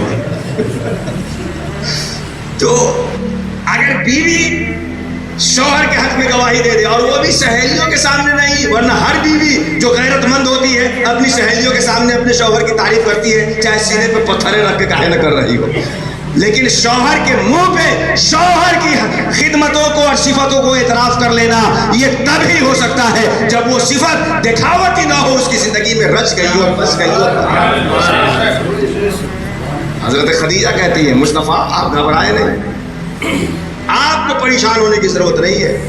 انک لتصل الرحم، آپ تو صلہ رحمی کرتے ہیں. تعین علی نوائب الحق، جو آفتیں آتی ہیں لوگوں کے مددگار بنتے ہیں، بے سہاروں کا سہارا بنتے ہیں، مظلوموں کو ظلم سے روک، مظلوموں کے لیے آپ آس بنتے ہیں. یہ ہے سرکار کی زندگی اعلان نبوت سے پہلے کی. آج بھی آپ سے 40 سالہ جو سرکار کی سیرت تھی، اس سے آپ کو ایک سبق لینا ہے کہ آپ کچھ بھی نہ ہو، صلہ رحمی کرنے والے ہو جائیں، بے سہاروں کا سہارا بن جائے، ضرورت مندوں کی ضرورت بن جائے. اللہ آپ کو کبھی رسوا نہیں کرے گا جیسے مصطفیٰ کو ان کی عورت نے، ان کی بیوی نے سہارا. آپ کچھ بھی نہ ہو، پردھان بھی نہیں ہے، ودھائک بھی نہیں ہے، سانسد بھی نہیں ہے، مکھیا بھی نہیں ہے، سردار بھی نہیں ہے، کچھ بھی نہیں ہے. ضرورت مندوں کی ضرورت بن جائے، بے سہاروں کا سہارا بن جائے، حاجت مندوں کی حاجت بن کے کھڑے ہو جائیں. اللہ آپ کو بھی رسوا نہیں کرے گا. اب ذرا اپنی نجی لائف کو اتر کے سوچئے نا. آپ کسی کو رات میں ایکسیڈنٹ ہو کے تڑپ رہا تھا، آپ اس کو ہاسپٹل پہنچا دیجئے، زندگی بھر کے لیے وہ مرہون منت ہو جائے گا. اس کے گھر والے اپنا دل آپ کے قدموں میں نکال کر کے رکھ دیں گے. آپ ضرورت بن جائیے سماج کی. آپ اگر اچھے ڈاکٹر ہو جائیں گے تو یہ اور یہ دیکھ کر کے کوئی بھاگے گا نہیں، وہ آپ سے آ کر کے علاج کرا کر آپ کا شکریہ ادا کرے گا، کیونکہ آپ اس کی ضرورت ہو گئے. آپ سماج کی ضرورت بنیں. اور سماج کی ضرورت کب بنیں گے؟ جب پڑھیں گے. سماج کی ضرورت کب بنیں گے؟ جب پڑھیں گے، تاکہ سمجھ میں آ سکے نا کہ کہاں کیا کرنا ہے. وہ نہ ڈر کے مارے بھاگیں گے، رسی کو دیکھ کر کے بھاگیں گے کہیں سانپی تو نہیں ہے پکڑ نہ لے ہم. آپ لوگوں کی ضرورت بنی. یہ ہمارے نبی کی وہ زندگی ہے جو اعلان نبوت سے پہلے کی تھی 40 سال. بات سمجھ میں آ گئی نا؟ بہت آسانی سے سمجھا دیتے ہیں کہ ہم مفتی صاحب تھوڑے ہیں، ہم عالم صاحب تھوڑے ہیں، ہم پیر صاحب تھوڑے ہیں، امام صاحب تھوڑے ہیں، خطیب شاعر تھوڑے ہیں، مقرر ناظم تھوڑے ہیں، پیر صاحب تھوڑے ہیں. سرکار 40 سالہ زندگی میں ایک عام انسانوں کی طرح زندگی گزار رہے ہیں اور لوگوں کی مدد کر رہے ہیں، لوگوں کی ضرورت بن رہے ہیں، صلہ رحمی کر رہے ہیں، بے سہاروں کا سہارا بن رہے ہیں، مہمانوں کی مہمان نوازی کر رہے ہیں. یہ ہے رسول اللہ کی 40 سالہ وہ زندگی جو اعلان نبوت سے پہلے تھی. اچھا، اب جب مصطفیٰ اعلان نبوت کرتے ہیں، اس وحی کے بعد، اقرا بسمکا کے بعد قریباً 6 مہینے تک وحی کا سلسلہ رک گیا. پھر اللہ کے رسول فرماتے ہیں کہ میں نے دیکھا وہی فرشتہ جو آیا تھا وہ آسمان و زمین کے بیچ میں ہے، اور پھر یہ آیتیں مجھ سے سنا رہا ہے. یا ایھا المدثر قم فانذر وربک فکبر وثیابک فطہر. اے اپنی جوہر نبوت کو چادر میں چھپانے والے، قم اٹھ جائیے، وربک فکبر، اور اپنے رب کی کبریائی لوگوں کے ذہن و دماغ میں بیٹھا دیجیے.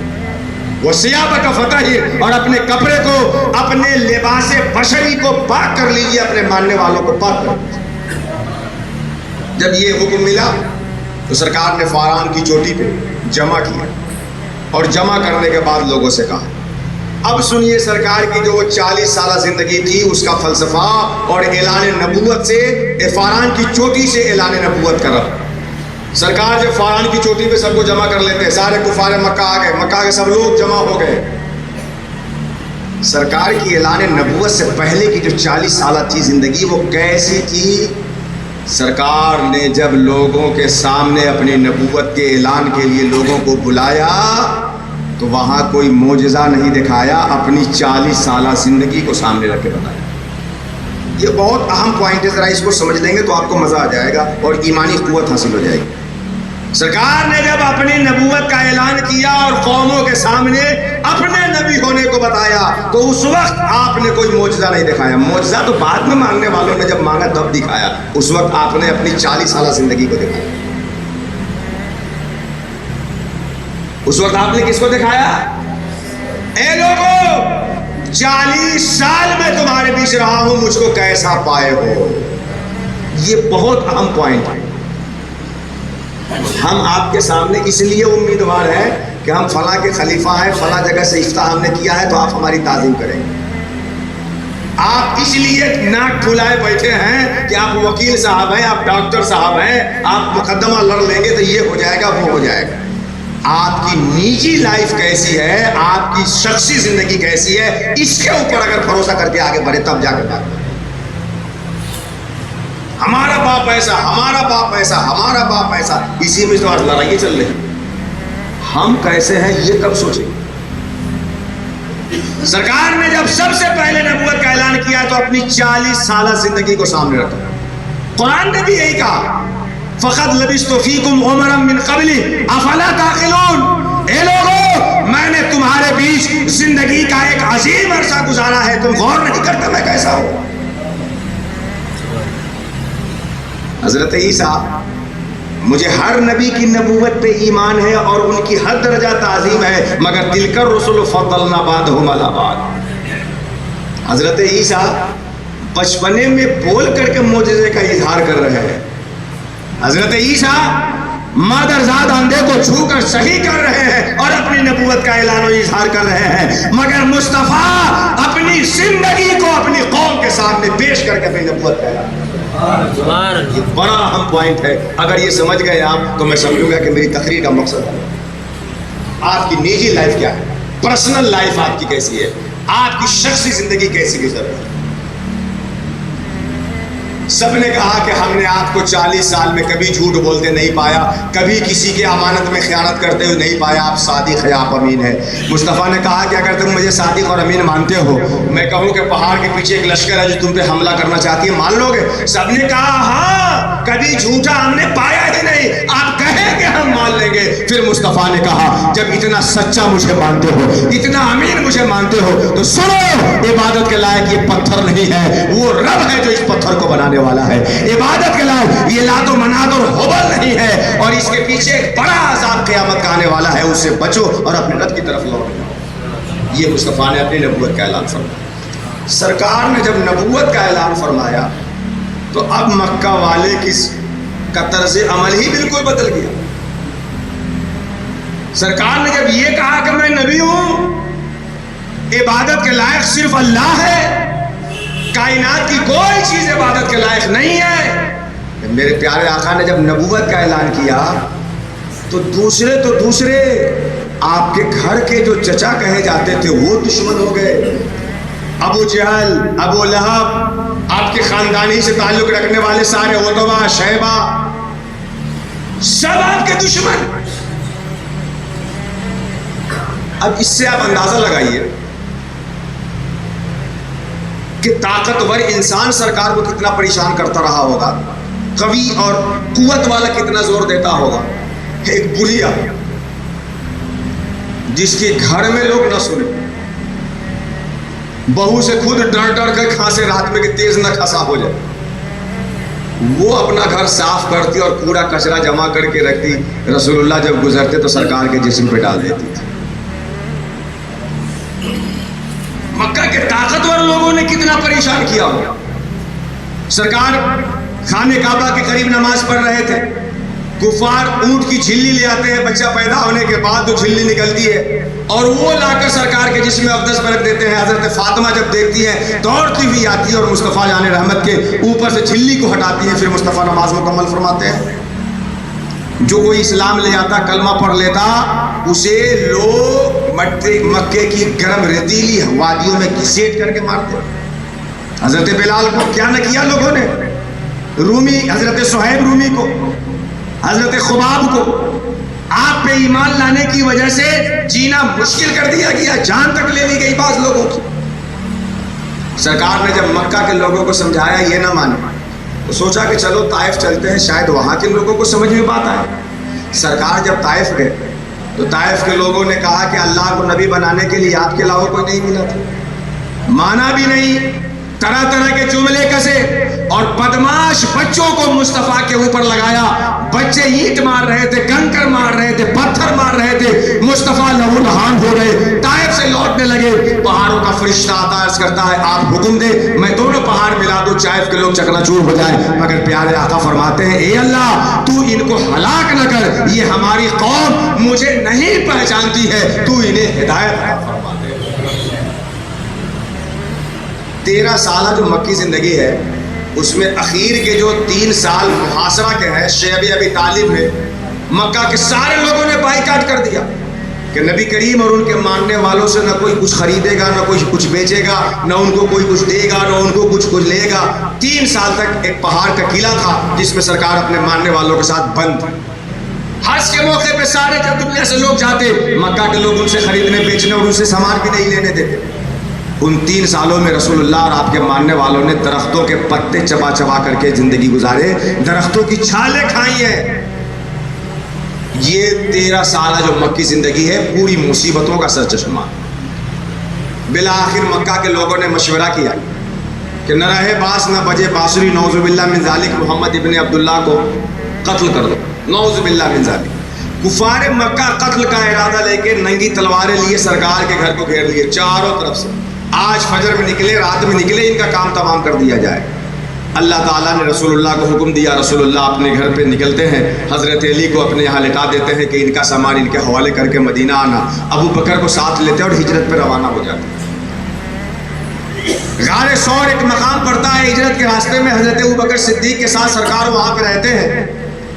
ابو بکر کہتے ہیں کفار مکہ ڈھونڈتے ڈھونڈتے اتنا قریب آ گئے تھے کہ اگر نیچے دیکھتے تو مجھے دیکھ لیتے، میں تو ڈر گیا، مگر مصطفیٰ نے فرمایا کہ لا تحزن ان اللہ معنا، ڈرو مت، اللہ تعالیٰ ہمارے ساتھ ہے۔ سرکار ہجرت کر کے مدینہ شریف پہنچے تو یہ 13 سالہ مکی زندگی بڑی مصیبتوں بھری زندگی ہے۔ یہ چاروں ٹاپک جو تھا وہ الگ مستقل موضوع تھا، مگر میں آپ کو سرسری لے چل رہا ہوں۔ 13 سالہ مصیبتوں بھری زندگی۔ جب مکہ سے سرکار مدینہ چلے گئے تو یہ مکہ کے لوگ جب مکہ میں نبی تھے تو ان کو سکون سے نہیں رہنے دیے، جب 300 ساڑھے 300 کلومیٹر دور مدینہ چلے گئے تو اب وہاں جا کے حملہ کر رہے ہیں۔ یہ غور سے سمجھیے اس بات کو، اسلام کبھی بھی دوسرے کی جان لینے کے لیے تلوار اٹھانے کی اجازت نہیں دیتا ہے۔ ہاں کوئی ہماری جان لینے کے لیے آ رہا ہے تو اپنی جانوں کی حفاظت تو ہر انسان کو ہر قانون میں حاصل ہے۔ یہ مکہ کے لوگ جب سرکار ہجرت کر کے مدینہ چلے گئے تو ہر سال ہر 6 مہینے پہ ہر 3 مہینے پہ وہاں جا رہے ہیں۔ جیسے ہوتا ہے نا، 2 آدمی جب لڑ لیتا ہے اور ایک کمزور ہوتا ہے اور ایک طاقتور ہوتا ہے، تو کمزور اپنی عزت بچا کے اپنے گھر میں بھی چلا جائے تو طاقتور جو رہے گا نا، جس کو طاقت کا غرور رہتا ہے، وہ کود کود کر کے جائے گا اس کے دروازے پہ، لوگ پکڑ پکڑ کے کھینچیں گے اور وہ جائے گا اس کے دروازے پہ۔ مکہ کے کافروں کو اپنی طاقت کا اتنا نشہ تھا کہ 350 کلومیٹر دور چلے گئے مصطفیٰ، تب بھی ان کے ماننے والوں پہ ظلم و ستم کا پہاڑ توڑنے کے لیے مدینہ جا کے چڑھائی کر رہے ہیں۔ تب مصطفیٰ اپنی حفاظت کے لیے کبھی احد میں جا رہے ہیں، کبھی بدر میں جا رہے ہیں، کبھی خندق کھود رہے ہیں، کبھی ان کا مقابلہ کر رہے ہیں، الگ الگ صورتوں میں الگ الگ طریقوں سے کر رہے ہیں۔ یہ سلسلہ کتنے سال تک چلا؟ 6 سال تک۔ سنیے، 6 سال تک مدینہ چلے گئے لیکن 6 سال تک لڑائی کا سلسلہ چل رہا، اور اس لڑائی کا سلسلہ کفار مکہ کی جانب سے ہے، مصطفیٰ جان رحمت کی جانب سے نہیں ہے۔ جو لوگ یہ کہتے ہیں کہ پیغمبر خود لڑنے گئے تھے، میں ان کو ایک مثال دیتا ہوں سیرت سے، اور آپ یاد رکھیے، جو بھی کبھی آپ کس طرح بات کریں آپ اس کے سامنے سرکار کی سیرت رکھیے گا۔ بدر کے موقع پہ کفار مکہ سے 1000 سے زائد قریب 1200 یا 1000 افراد پر مشتمل بہترین تیر سوار گھوڑ سوار لے کر کے مدینہ پہ حملہ کرنے آ رہے ہیں۔ اس وقت نبی کے ماننے والے بہت ہی کم تھے، صرف 313 اپنی جانوں کی حفاظت کے لیے نکل رہے ہیں، اور صلح حدیبیہ کے موقع پہ 1500 صحابہ کرام تھے، اور مصطفیٰ تب کے صلح کر رہے ہیں، 313 لے کے جان کی حفاظت کر رہے ہیں اور 1500 ساتھ ہے تو صلح کر رہے ہیں۔ کون ہے جو لڑائی کا الزام مصطفیٰ پہ لگانے والا ہے؟ بدر میں 313 ہے اور مصطفیٰ لے کے اس لیے جا رہے ہیں کہ وہ لڑنے آ رہے ہیں، ہماری جان لینے آ رہے ہیں، اپنی حفاظت کرنے کے لیے جا رہے ہیں۔ 313 لے کے نکلے، اللہ نے آسمان سے فرشتے اتارا اور بدر میں فتح عطا فرمائی۔ لیکن اگر مصطفیٰ لڑائی کا مزاج رکھنے والے ہوتے، وہ جو 313 لے کے لڑ رہے تھے، حدیبیہ کے موقع پہ تو 1500 تھے، فتح مکہ کے موقع پہ تو 12000 15000 کے آس پاس تھے۔ مصطفیٰ نے وہاں کسی کا خون نہیں بہایا، اور حدیبیہ میں تو حد کر دی، دب کے صلح کی مصطفیٰ نے۔ تو 313 کے ساتھ لڑنے پہ آپ کہتے ہیں کہ اسلام تلوار سے پھیلا ہے، اور 1500 صحابہ ہیں، اور وہ صحابہ جو مصطفیٰ کے وضو کا پانی زمین پہ گرنے نہیں دے رہے ہیں، مصطفیٰ کے منہ کا لعاب زمین پہ نہیں گرنے دے رہے ہیں۔ مصطفیٰ جب حجامت بناتے ہیں تو آپ کے سر مقدس کا کوئی بال زمین پہ نہیں گرنے دے رہے ہیں۔ ایسے صحابہ گھیرے ہوئے ہیں اور مصطفیٰ دب کر کے صلح کر کے لوٹ گئے ہیں۔ اسلام فساد نہیں سکھاتا، اسلام خوریزی نہیں سکھاتا، اسلام لڑنا نہیں سکھاتا، اسلام آپس میں مل جل کر کے جینا سکھاتا۔ تو 16 سال تک یہی کرتے رہے کفار مکہ۔ 6ٹھے سال میں جب سرکار ہجرت کر کے 6ٹھے سال پہ گئے، مدنی زندگی کا 6ٹھا سال، سرکار نے خواب دیکھا کہ وہ خانہ کعبہ کا عمرہ کر رہے ہیں، اور رسول اللہ کا خواب بھی وہی ہوتا ہے۔ ہم جب سوتے ہیں تو غفلت کی نیند سوتے ہیں، لیکن انبیاء جب سوتے ہیں تو صرف آنکھیں ان کی بند رہتی ہے، دل ان کا جاگ رہا ہوتا ہے۔ اس لیے ہم سو جائیں تو ہمارا وضو ٹوٹ جائے، اور نبی جب سوتے ہیں تو ان کا وضو نہیں ٹوٹتا ہے۔ سرکار نے خواب دیکھا کہ وہ اپنے ماننے والوں کے ساتھ خانہ کعبہ میں داخل ہوئے۔ اگلے دن صحابہ سے خواب کو بتایا، صحابہ کا یا رسول اللہ آپ جو کہیں ہم حاضر ہیں۔ عمرے کی تیاری ہوئی، سب لوگ اپنے ساتھ اونٹ لے لیے کہ عمرہ کر کے جب جانور ذبح کرنے کی نوبت آئے گی تو اونٹ کو ذبح کریں گے۔ 1400 صحابہ ایک روایت کے مطابق اور 1500 صحابہ دوسری روایت کے مطابق سرکار کے ساتھ چلے۔ چلتے چلتے چلتے چلتے جب سرکار بالکل مکہ شریف کی سرحد میں قریب ہو گئے داخل ہونے کے، وہی حدیبیہ ایک کنواں تھا، سرکار وہیں رک گئے، پانی وانی کا انتظام تھا، سرکار وہیں رک گئے۔ ادھر کفار مکہ کو خبر ملی کہ محمد ابن عبداللہ صلی اللہ علیہ وسلم اپنے ماننے والوں کی بھاری تعداد لے کے مکہ پہ حملہ کرنے آئے، یہ خبر لگی۔ کفار مکہ کا وفد آیا، وہیں روک دیا، کہا کہ آپ یہاں سے ایک قدم آگے نہیں جا سکتے۔ سرکار نے فرمایا میں لڑنے نہیں آیا ہوں، جو لڑنے آتا ہے وہ اوزار اور ہتھیار لے کے آتا ہے، میں تو خانہ کعبہ کی زیارت کرنے آیا ہوں اور اس کی زیارت کا حق سارے انسانوں کو ہے۔ سرکار نے یہی بات سمجھانے کے لیے حضرت عثمان کو قاصد بنا کے کفار مکہ کے پاس بھیجا کہ جاؤ ان سے بتا دو کہ ہم لڑنے نہیں آئے، خانہ کعبہ کی زیارت کرنے آئے۔ حضرت عثمان جب گئے تو کفار مکہ سے بتایا کہ ہم لڑنے نہیں آئے، ہمارے پیغمبر کا ارادہ ہے کہ ہم حج عمرہ کریں گے اور یہاں سے پھر چلے جائیں گے۔ لیکن کفار مکہ نے کہا نہ، آپ لوگوں کو حدیبیہ سے ایک مقام آگے نہیں بڑھنا، ایک قدم آگے نہیں بڑھنا ہے۔ اس موقع پہ کفار مکہ نے حضرت عثمان کو ایک پیشکش کی تھی، اے عثمان آپ کو اگر عمرہ کرنا ہو تو ہم فری کر دیتے ہیں، چلیے آپ مکہ میں آ ہی گئے ہیں، خانہ کعبہ کا عمرہ کر لیجئے، طواف کر لیجئے، چلے جائیے۔ مگر حضرت عثمان کا ایمانی جواب سنیے، ارے سنو، مجھے یہ عمرہ تو رسول اللہ کے صدقے میں ملا ہے، اگر رسول عمرہ نہ کرے تو عثمان بھی عمرہ کرنے والا نہیں ہے۔ حضرت عثمان نے انکار کر دیا کہ میں مصطفیٰ کے ساتھ نکلا تھا، میرا نبی عمرہ کرے گا تب میں کروں گا، ورنہ میں نہیں کر سکتا۔ اسی بیچ خبر پھیل گئی صحابہ میں کہ حضرت عثمان کو مکہ کے لوگوں نے قتل کر دیا۔ اب صحابہ کے اندر غصہ ہے کہ ایک تو ہم لوگ عمرہ کرنے آئے، روک دیے یہیں پہ، ہمارے آدمی کو قتل کر دیا۔ ایک درخت تھا، اسی درخت کے نیچے بیٹھ کر کے اللہ تعالیٰ کے رسول نے سب لوگوں سے خاص عہد لی کہ ہم لوگ یہاں سے ہرگز نہیں ہٹیں گے جب تک حضرت عثمان کے بارے میں ہمیں پورا یقین کے ساتھ معلوم نہیں ہو جاتا ہے ان کا مسئلہ۔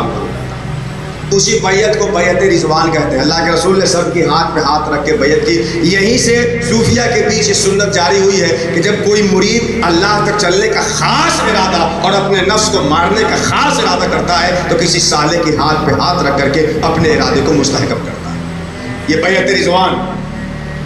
پھر مکہ کی طرف سے، کفار مکہ کی طرف سے قاصد آیا دیکھنے کہ کیسا حال ہے، کیا لشکر لے کے آئے ہیں۔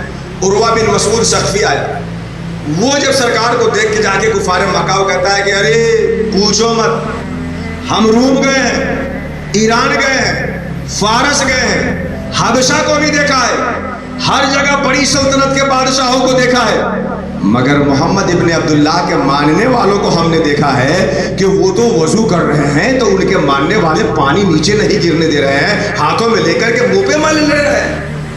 ارے بڑی بڑی سلطنتوں میں گیا، مگر محمد ابن عبداللہ کے ماننے والے جب وہ تھوکتے ہیں تو تھوک زمین پہ نہیں گرنے دے رہے ہیں۔ ارے جس کے ماننے والے لگا ہوا پانی زمین پہ نہ گرنے دے، وہ بدن سے خون کا قطرہ کب زمین پہ گرنے دیں گے؟ اس لیے ہرگز ان سے لڑنے کی ہمت مت کرو، ان سے پیچھے ہٹ جاؤ، ان کے آگے مت جاؤ۔ یہ عروہ بن مسعود ثقفی نے کہا۔ لیکن کفار مکہ آئے اور کہا کہ آپ کو یہاں سے نہیں جانا ہے، آگے عمرہ نہیں کرنا ہے۔ خیر سرکار کے بیچ اور کفار مکہ کے بیچ وہیں پہ صلح ہوتا ہے حدیبیہ کے مقام پہ، جو صلح حدیبیہ کا نام۔ یہ مدنی زندگی کے دو حصوں کا پہلے حصے کا اینڈ ہے اور آخری حصے کی شروعات۔ اس صلح کو ذرا سمجھ لیں تو آپ کو ہندوستان میں کیسے جینا ہے یہ فلسفہ سمجھ میں آ جائے گا۔ کفار مکہ کے بیچ اور سرکار کے بیچ صلح ہو رہا ہے، صلح نامہ لکھا جا رہا ہے۔ سہل بن عبداللہ آئے کفار مکہ کا قاصد بن کر کے اور صلح نامہ لکھا جا رہا ہے۔ جب صلح نامہ لکھا جا رہا تھا تو حضرت علی کاتب تھے، لکھ رہے تھے۔ اوپر مضمون لکھا جا رہا ہے کہ یہ صلح نامہ ہے محمد رسول اللہ کی طرف سے کفار مکہ کے بیچ۔ کفار مکہ کا قاصد کہتا ہے کہ محمد رسول اللہ نے لکھی، ہم محمد رسول اللہ مانتے تو لڑتے ہی آپ سے، محمد ابن عبداللہ لکھی اور اس کو کاٹنا۔ حضرت علی کہتے ہیں کہ نہیں یہ تو ہو نہیں سکتا۔ سرکار نے کہا علی کاٹ دو۔ علی کہتے ہیں پیارے آقا ہمارا اس پہ ایمان ہے کہ آپ محمد رسول اللہ ہے، علی کاٹ کیسے سکتا ہے؟ مصطفیٰ نے اپنے ہاتھ سے اس صلح نامے کو لیا اور محمد رسول اللہ کو کاٹ کر محمد ابن عبداللہ کر دیا ہے۔ اس کے بعد جن پوائنٹ پہ صلح ہوا وہ پوائنٹ سنیے۔ 10 سال تک مسلمانوں کے بیچ اور کفار مکہ کے بیچ لڑائی نہیں ہوئی، 10 سال تک سیز فائر، لڑائی نہیں ہوئی۔ اس صلح میں یہ بھی تھا کہ اگر کوئی مسلمان مکہ چلا جائے تو مکہ کے لوگ اس کو واپس نہیں کریں گے، اور مکہ کا کوئی مدینہ آ جائے تو اس کو واپس کرنا پڑے گا۔ ابھی یہ صلح چل ہی رہا تھا, معاہدے پہ دستخط بھی نہیں ہوا تھا کہ ایک مسلمان مکہ سے اپنے پاؤں میں جنجیروں لگا ہوا بڑی مشقت سے سرکار کے پاس آئے, یا رسول اللہ ہمیں ان کی مشقتوں سے بچا لیجئے. صحابہ نے کہا ابھی تو دستخط ہوا نہیں ہے, صلح نامہ کمپلیٹ نہیں ہوا ہے, ابھی کیوں واپس کیا جائے؟ لیکن سہل بن عبداللہ نے کہا نہیں, انہی پوائنٹ پہ صلح ہونا ہے تو انہیں واپس کیا جائے. چنانچہ رسول اللہ نے انہیں واپس کر دیا اور اپنے وعدے کو وفا کرتے ہوئے ان کے حوالے کر دیا اور صلح کو برقرار رکھا. اس میں یہ بھی تھا کہ جو ہمارے ساتھ شریک ہونا چاہے ہم میں رہے گا, جو تمہارے ساتھ شریک ہونا چاہے تم میں رہے گا. سرکار نے کہا کہ اب ہم لوگ عمرہ پہ نہیں جائیں گے, سب لوگ اپنا اپنا جانور ذبح کرو اور یہیں سے مدینہ واپس چلو. سرکار جب کہتے ہیں کہ آپ یہیں سے واپس چلو تو تمام صحابہ ہکا بکا سکتے, یا رسول اللہ ہم لوگ عمرہ کے لیے آئے تھے نا, کیوں پیچھے ہٹے؟ جب سرکار نے کہا اور صحابہ ہکے میں رہ گئے, سکتے میں رہ گئے, سرکار ام المومنین حضرت ام سلمہ کے پاس گئے. کبھی کبھی اپنی بیوی کا مشورہ بھی, اپنے ماں بہنوں کا بھی مشورہ ماننا چاہیے.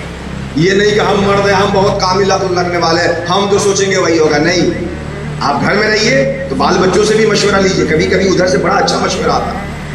سرکار جب گئے ام سلمہ کے پاس تو کہتے ہیں کہ لگتا ہے کہ تمہاری قوم آج کفر کر لے گی, میری بات نہیں مان رہی. ام سلمہ کہتی ہے کیوں پیارے آقا؟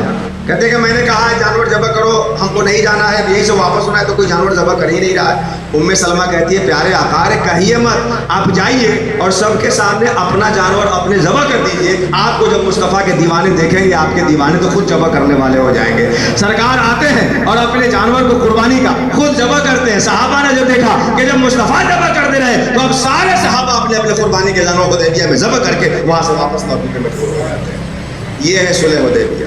حضرت عمر کو بڑا تیش آ رہا تھا اس موقع پہ, بڑا تیش. یا رسول اللہ کیا اسلام حق نہیں ہے؟ کیا ہم حق پہ نہیں ہیں؟ کیوں اتنا دب کے صلح کریں؟ لیکن حضرت عمر کا کہنا ہے کہ جتنا فائدہ اسلام کو حدیبیہ میں صلح سے ہوا ہے اتنا فائدہ اسلام کو کسی جنگ سے نہیں ہوا. اس صلح حدیبیہ کے بعد جو مدنی زندگی ہے اس کا نقشہ ہی بدل جاتا ہے. صلح حدیبیہ سے پہلے تو ہر سال آ رہے تھے لڑنے کے لیے, اور اس میں تھا کہ 10 سال تک لڑیں گے نہیں. تو اب جو ہے سرکار کو یہ موقع مل گیا کہ اب لڑائی تو ہونی نہیں مکہ والوں سے. اب سرکار خط لکھ کر کے سارے بادشاہوں کی طرف بھیجتے گئے کہ اللہ کا نبی ہوں, اللہ ہی عبادت کے لائق ہے. بہتوں نے مانا, بہتوں نے نہیں مانا, اس کو تفصیل سے سنانے کا یہ وقت نہیں ہے. اس کے بعد صلح حدیبیہ کے بعد اسلام غالب ہونے لگا, یہاں تک کہ بس 2 سال کے اندر ہی مکہ فتح ہو جاتا ہے اور ریاست مدینہ کی شکل میں ایک اسلامی مملکت کا قیام ہو جاتا ہے. محمد رسول اللہ کی زندگی اس کے لیے بھی آئیڈیل ہے جو ایک عام انسان ہے, اور اس کے لیے بھی آئیڈیل ہے جو غریب ہے, اور اس کے لیے بھی آئیڈیل ہے جو اللہ کا کرنا چاہتا ہے, اور اس کے لیے بھی آئیڈیل ہے جو ریاست اور سلطنت چلانا چاہتا ہے. سب کے لیے آئیڈیل. یہ تو ایک خاکہ رہا. اب میں اپنی گفتگو سمیٹتا ہوں. سرکار کی 63 سالہ زندگی 2 حصوں میں بٹی, اعلان نبوت سے پہلے کی اور اعلان نبوت کے بعد کی. مکی زندگی اور مدنی زندگی. مدنی زندگی اعلان نبوت سے پہلے اور اعلان نبوت کے, مکی زندگی اعلان نبوت سے پہلے, اعلان نبوت کے بعد. مدنی زندگی صلح حدیبیہ سے پہلے جب قسم کرسی کی ہے, لڑائی کی ہے, جھگڑے کی ہے, اور اعلان صلح حدیبیہ کے بعد جب امن و امان کی ہے اور غلبے کی. یہ 4 دور ہو گئے. اب آئیے ہم لوگ جس دور میں ہیں, سرکار کے چاروں ادوار الگ الگ زمانے میں لوگوں کو ساتھ پیش آ سکتے ہیں, یا ایک ہی زمانے میں الگ الگ ملک میں الگ الگ زمانہ الگ الگ دور ہو سکتا ہے. کہیں پہ اسلام اور مسلمانوں کا غلبہ تو مدنی زندگی سامنے رکھے. اسی زمانے میں کسی ملک کے اندر مسلمان کمزور ہیں, دبے ہوئے ہیں, کچلے ہوئے ہیں, پریشان ہیں, ان کا یہ اور یہ دیکھ کر کے بڑا ٹائٹ مقدمہ ان پہ لگایا جا رہا ہے. اب ان کے لیے مدنی زندگی پہ نظر رکھنے کے بجائے زیادہ توجہ اور فوکس مکی زندگی پہ کرنے کی. اس وقت عالمی سطح پر ہو, ملکی سطح پر ہو, ہم رسول اللہ کی مکی زندگی سے زیادہ قریب ہو گئے. ہماری اذان کی آوازوں سے تکلیف ہو رہی ہے, ہمارے اس چہرے سے پریشانی ہو رہی ہے, ہمارے اس تشخص سے پریشانی ہو رہی ہے, ہماری ماں بہنوں کا جو یہ حجاب ہے اس سے لوگوں کو دقتیں ہو رہی ہیں. بلکہ اگر شمس الدین قمر الدین ہے تو وہاں پہ FIR کا کچھ ایکٹ الگ ہوتا ہے, اور کوئی اور ہو جائے تو ایکٹ اور ہو جاتا ہے. یہ ساری صورتیں ہمیں تفصیل سے بتانے کی نہیں ہے, یہ آپ دیکھ رہے ہیں, نیوز پیپر پہ پڑھ رہے ہیں, سماچار پتروں میں دیکھ رہے ہیں, ساری چیزوں کا مشاہدہ کر رہے ہیں. ہم رسول اللہ کی مکی زندگی سے قریب ہیں. آپ اگر چاہتے ہیں کہ اس مکی زندگی کی تاریکی کے بعد مدنی زندگی کا سویرا دیکھیں تو پیارے رسول کے قدموں سے رشتہ قائم کیے بغیر کبھی نہیں دیکھ سکتے. بے شک بے شک. آپ اگر چاہتے ہیں کہ اس تاریخ بھری مکی زندگی کی صبر و مصیبت والی زندگی سے مدنی زندگی کا دور کی چاندنی اور صبح کی سفیدی دکھے تو سوائے راستہ کوئی نہیں ان کی شریعت کے سوا. نام ہی نام ہے, جو کچھ ہے حقیقت کے سوا تیرے الفاظ نے کر رکھے ہیں پیدا دفتر, ورنہ کچھ بھی نہیں اللہ کی قدرت کے سوا. مکی زندگی کو آپ سامنے لائیے. رسول اللہ کی مکی زندگی 13 سال کی کیسی تھی؟ بہت ستائے جا رہے. اس میں رسول اللہ نے اور ماننے والوں نے آپ کے کیا کیا ہے یہ سبق میں آپ کو دیتا ہوں, اور اگلے 1 سال کے لیے ہوم ورک دیتا ہوں. اگر اللہ نے حیات باقی رکھی, ملاقات ہوئی تو اگلا سبق ملے گا, لیکن اس کلاس میں آپ کو ہوم ورک دے رہا ہوں مکی زندگی پہ. سرکار کی سیرت پہ گفتگو آپ نے سن لی. ہماری زندگی سے اس وقت جو بہت زیادہ قریب سرکار کی زندگی کا پہلو ہے وہ مکی زندگی میں سرکار نے کیا کیا, ہمیں اسی کو اپنانے کی ضرورت ہے. 30 دانت کے بیچ میں ایک زبان جس حکمت عملی سے رہتی ہے, اسی حکمت عملی کا نام مکی زندگی ہے. 30 دانتوں کے بیچ میں ایک زبان جس حکمت عملی سے رہتی ہے, اسی حکمت عملی کو رسول اللہ کی زندگی میں مکی زندگی کہتے ہیں.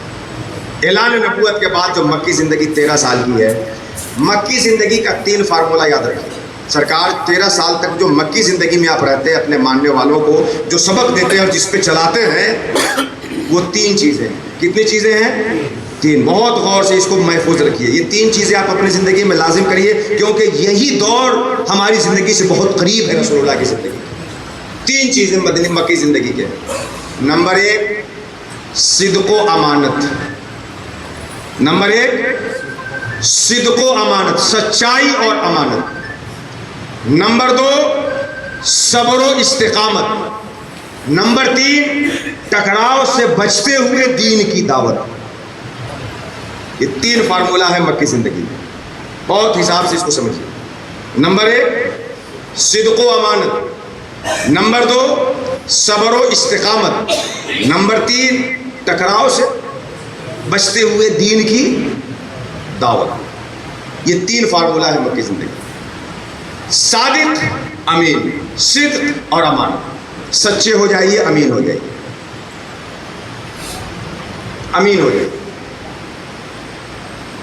مصطفیٰ کتنے امین تھے, مصطفیٰ پیارے آقا کتنے امین تھے. اس آخری رات کا واقعہ دیکھیے جس رات آپ ہجرت کر رہے ہیں, مکی زندگی کی آخری شب. سرکار کتنے امین تھے. اگر ہمارے گھر میں کوئی امانت رکھ جائے, آپ کے گھر میں کوئی امانت رکھ جائے, تو آپ نارمل لائف میں عام زندگی میں تو بڑے امین ہوں گے تو امانت کی حفاظت کریں گے, لیکن گھر میں آگ لگ جائے, زلزلہ آ جائے, تو اس وقت آپ اپنی جان بچانے کی کوشش کریں گے کہ امانت کی حفاظت کی کوشش کریں گے. آپ کے گھر میں کسی کا سامان امانت کے طور پر ہے, آپ بہت امین ہیں, ٹھیک ہے مانتے ہیں, لیکن زلزلہ آ گیا, آگ لگ گئی, بھاگنا ہے, چور آ گیا, جان کے لالے پڑے ہیں, اس وقت آپ اپنی جان بچائیں گے کہ امانت کی حفاظت کریں گے؟ بتائیے کیا کریں گے؟ مصطفیٰ اس رات کہ تلوار کفار مکہ کی برہنہ کھنکھنا رہی ہے, رسول اللہ کے چاروں طرف گرے ہوئے ہیں, مگر مصطفیٰ اس وقت بھی جب گھر چھوڑ رہے ہیں تو چھوڑنے سے پہلے حضرت علی کو امانت کا محافظ بنا رہے ہیں کہ یہ سامان ان کے حوالے کرنا, تب جا کر کے مدینہ میں آ کے ملنا. لوگ ان کی جان لینے کے لیے تلوار لیے کھڑے ہیں اور مصطفیٰ ان کے سامانوں کی حفاظت کر کے امانت آ گئی. سیرت سمجھ میں آ رہی کہ نہیں آ رہی؟ لوگ تلوار لیے مصطفیٰ کی جان کے لیے کھڑے ہیں اور مصطفیٰ انہی کے سامان کی حفاظت کے لیے علی کو امانت دار بنا کر کے اللہ کا حکم ہے تو نکل رہے ہیں, لیکن سامان والوں کی حفاظت کے لیے علی کو متعین کرتے ہیں کہ یہ سامان ان کے حوالے کر کے مدینہ میں آ کے بسے. یہ صدق اور یہ امانت آپ اپنے اندر اپنائیے. ہم اپنے بچپنے میں سنتے تھے, ہمارے چچا لوگ تو اور سنے ہوں گے, ہم نے اپنے برادران وطن سے ہندو بھائیوں سے ہم لوگ سنتے تھے, یار فلاں شمس الدین قمر الدین وہ مسلمان ہے نا تو وہ جھوٹ نہیں بولے گا. سنا تھا کہ نہیں بچپن میں ہم لوگ سنتے تھے, یار وہ مسلمان ہے تو خیانت نہیں کرے گا. ہماری یہ امیج جو ہے نا تھوڑی سی ڈیمیج ہو گئی ہے، تھوڑی کیا بلکہ کچھ زیادہ ہی ڈیمیج ہو گئی ہے۔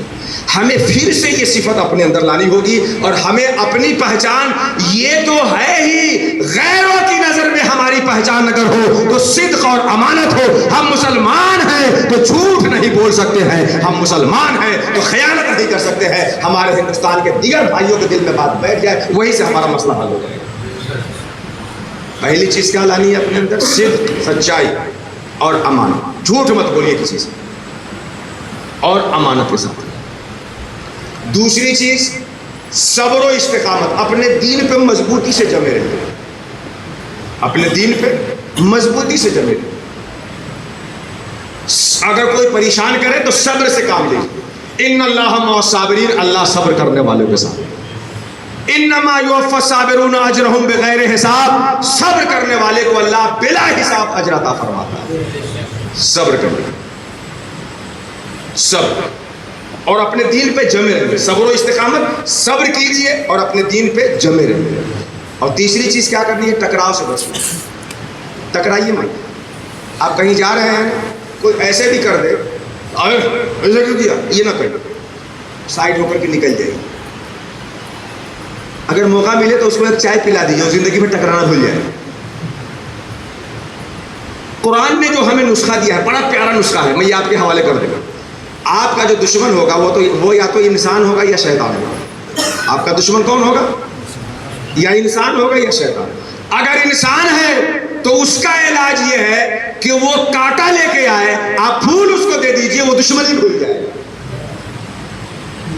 قرآن نے کہا ہے وَلَا تَسْتَوِي الْحَسَنَةُ وَلَا السَّيِّئَةُ، برائی اور اچھائی برابر نہیں ہو سکتے۔ اِدْفَعْ بِالَّتِی ہِیَ احسن، جو تم سے بدتمیزی سے پیش آئے اس سے اچھے طریقے پہ پیش آؤ۔ فَإِذَا الَّذِی بَیْنَکَ وَبَیْنَهُ عَدَاوَةٌ کَأَنَّهُ وَلِیٌّ حَمِیمٌ، جب ایسا کرو گے تو جو تمہارا دشمن ہوگا جگری دوست ہونے پر مجبور ہوگا۔ اگر سب لوگ کانٹے ہی بچھائے راستے میں تو وہ ہمارے راستے میں بچھائے، ہم اس کے راستے میں، وہ ہمارے راستے میں، ہم اس کے راستے میں، ساری گلی کانٹوں سے بھر جائے۔ وہ کانٹا بچھا رہا ہے، آپ پھول بچھا دیجیے، آپ کانٹے ہٹا دیجیے۔ ٹکراؤ سے بچیے۔ اور شیطان جب آپ کو آئے تو اللہ کی پناہ میں آئیے۔ انسان جب دشمنی پہ آئے تو اچھے طریقے سے پیش آئیے، اور شیطان جب دشمنی پہ آئے تو اللہ کی پناہ میں آئیے۔ وَإِمَّا يَنزَغَ مِنَ الشَّيْطَانِ نَزْغٌ فَاسْتَعِذْ بِاللَّهِ، جب شیطان کوئی وسوسہ ڈالے تو اللہ کی پناہ میں آ جاؤ، اعوذ باللہ من الشیطان الرجیم۔ انسان جب کوئی شیطانی کرے تو اس سے اچھے سے پیش آئیے، اچھے سے پیش آئیے۔ ٹکراؤ سے بچیے۔ ٹکراؤ میں آپ ہی کا نقصان۔ وقتی طور پر 5-10 منٹ کے لیے لگے کہ آپ فائدے میں آئے، لیکن نتیجہ آپ کا نقصان۔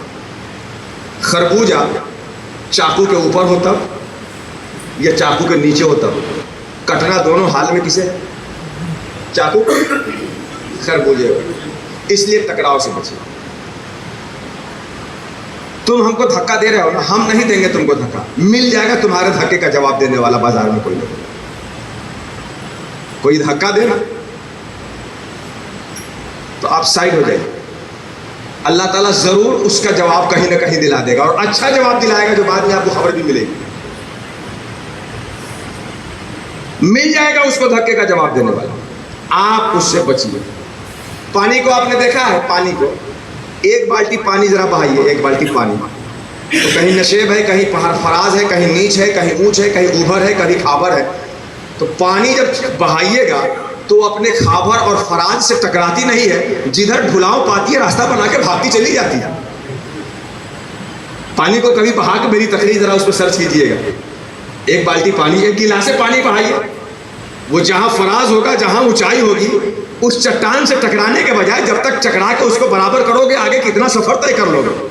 کوئی آئے گا بعد میں اس کو مار پھڑوا کے ہتھوڑا کے برابر کر دے گا۔ آپ سے جب کوئی عداوت کی آگ لے کے ٹکرائے، صبر کا پانی لے کر کے بڑھ جائیے، آپ کے پانی سے اس کی آگ بجھ جائے گی، اس کا دل ٹکرا ہوگا۔ یہ مدنی زندگی، مکی زندگی کا فارمولا۔ ٹکراؤ سے بچیے، اور ٹکراؤ سے بچنے کے ساتھ ساتھ اس کو دین کی دعوت دیجیے۔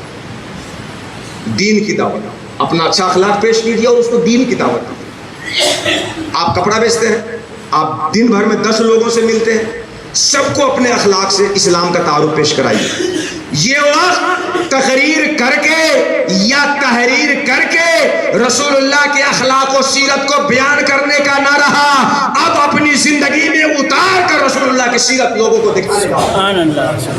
میری یہ بات نوٹ کیجیے آپ، بہت وقت گزر گیا تقریر کرتے کرتے، بہت صدیاں گزر گئی تحریر لکھتے لکھتے، اب ہم رسول اللہ کی سیرت اپنے وجود میں اتاریں، رسول اللہ کا اخلاق اپنے وجود میں اتاریں، لوگ ہمیں دیکھیں تو کہہ دیں کہ جب اتنا سچا امتی ہے تو رسول کتنا سچا ہوگا، جب اتنا وفادار امت ہے تو رسول کتنا وفادار ہوگا، جب یہ شخص کتنا سچا ہے تو اس کا دین کتنا سچا ہے۔ تو تیسری چیز کیا ہے؟ ٹکراؤ سے بچیے اور دین کی دعوت دیجیے۔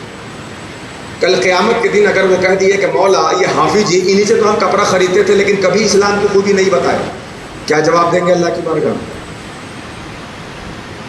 کل اگر وہ کہے مولا تعالیٰ سے مولا انہی کے ساتھ ہم رات دن رہتے تھے، حافظ جی کو خوب جانتے ہیں لیکن انہوں نے کبھی بھی اپنے نبی کے بارے میں اتنا اچھا نہیں بتایا، سب لوگ تو کہتے تھے کہ ایسا ہے ایسا ہے، ٹیلی ویژن پہ ہم یہی سنتے تھے، حافظ جی نے کبھی اپنے سے ہم کو ٹھیک سے نہیں بتایا، کیا جواب ہوگا آپ کا؟ تو رسول اللہ کی سیرت اپنے اندر لائیے، اپنے سانچے میں ڈھالیے، اپنے کردار میں لائیے، اپنی ایکٹیویٹی میں لائیے، اپنے وجود میں لائیے۔ اقبال بڑا اپدیشک ہے، من باتوں میں موہ لیتا ہے، گفتار کا غازی بن تو گیا، کردار کا غازی بن نہ سکا۔ یہ ہے رسول اللہ صلی اللہ تعالیٰ علیہ وسلم کی ایک سیرت، اور اس کا میں نے اجمالی خاکہ آپ کے سامنے رکھا۔ گھڑی پہ میری نظر اس لیے نہیں گئی کہ میں اپنا موضوع مکمل کرنا چاہ رہا تھا، بڑی معذرت ہوگی اگر آپ کو زیادہ دیر بیٹھا دیا ہوگا تو، لیکن یہ جو میرا ہوم ورک آپ کو ہے نا، مکی زندگی کا 3 کام، یہ ہوم ورک آپ کو کمپلیٹ کرنا ہے، اور اگلی ملاقات جب ہوگی تو پھر اگلا ہوم ورک ملے گا۔ نمبر 1 صدق و امانت، سچائی اپنی علامت بنائیے، امانت اپنی پہچان بنائیے، اور صبر و استقامت کے ساتھ اپنے دین پہ جمے رہیے، اور اس کے بعد لوگوں سے ٹکرانا چھوڑ کر کے اپنی دین اچھے طریقے سے ان کے سامنے پیش کیجیے۔ اس کے لیے آپ کو کیا کرنا ہے؟ 2 کام بنیادی طور پہ کرنا ہے۔ اپنے بچوں کو پڑھائی لکھائی میں لگائیے، اور پڑھائی لکھائی اور زندگی کے لیے پیسہ چاہیے تو اپنے پیسے کو جائز طریقے پہ کمائیے اور حرام جگہوں پہ خرچ کرنے سے بچائیے۔ بس یہی بات آپ سے عرض کروں گا۔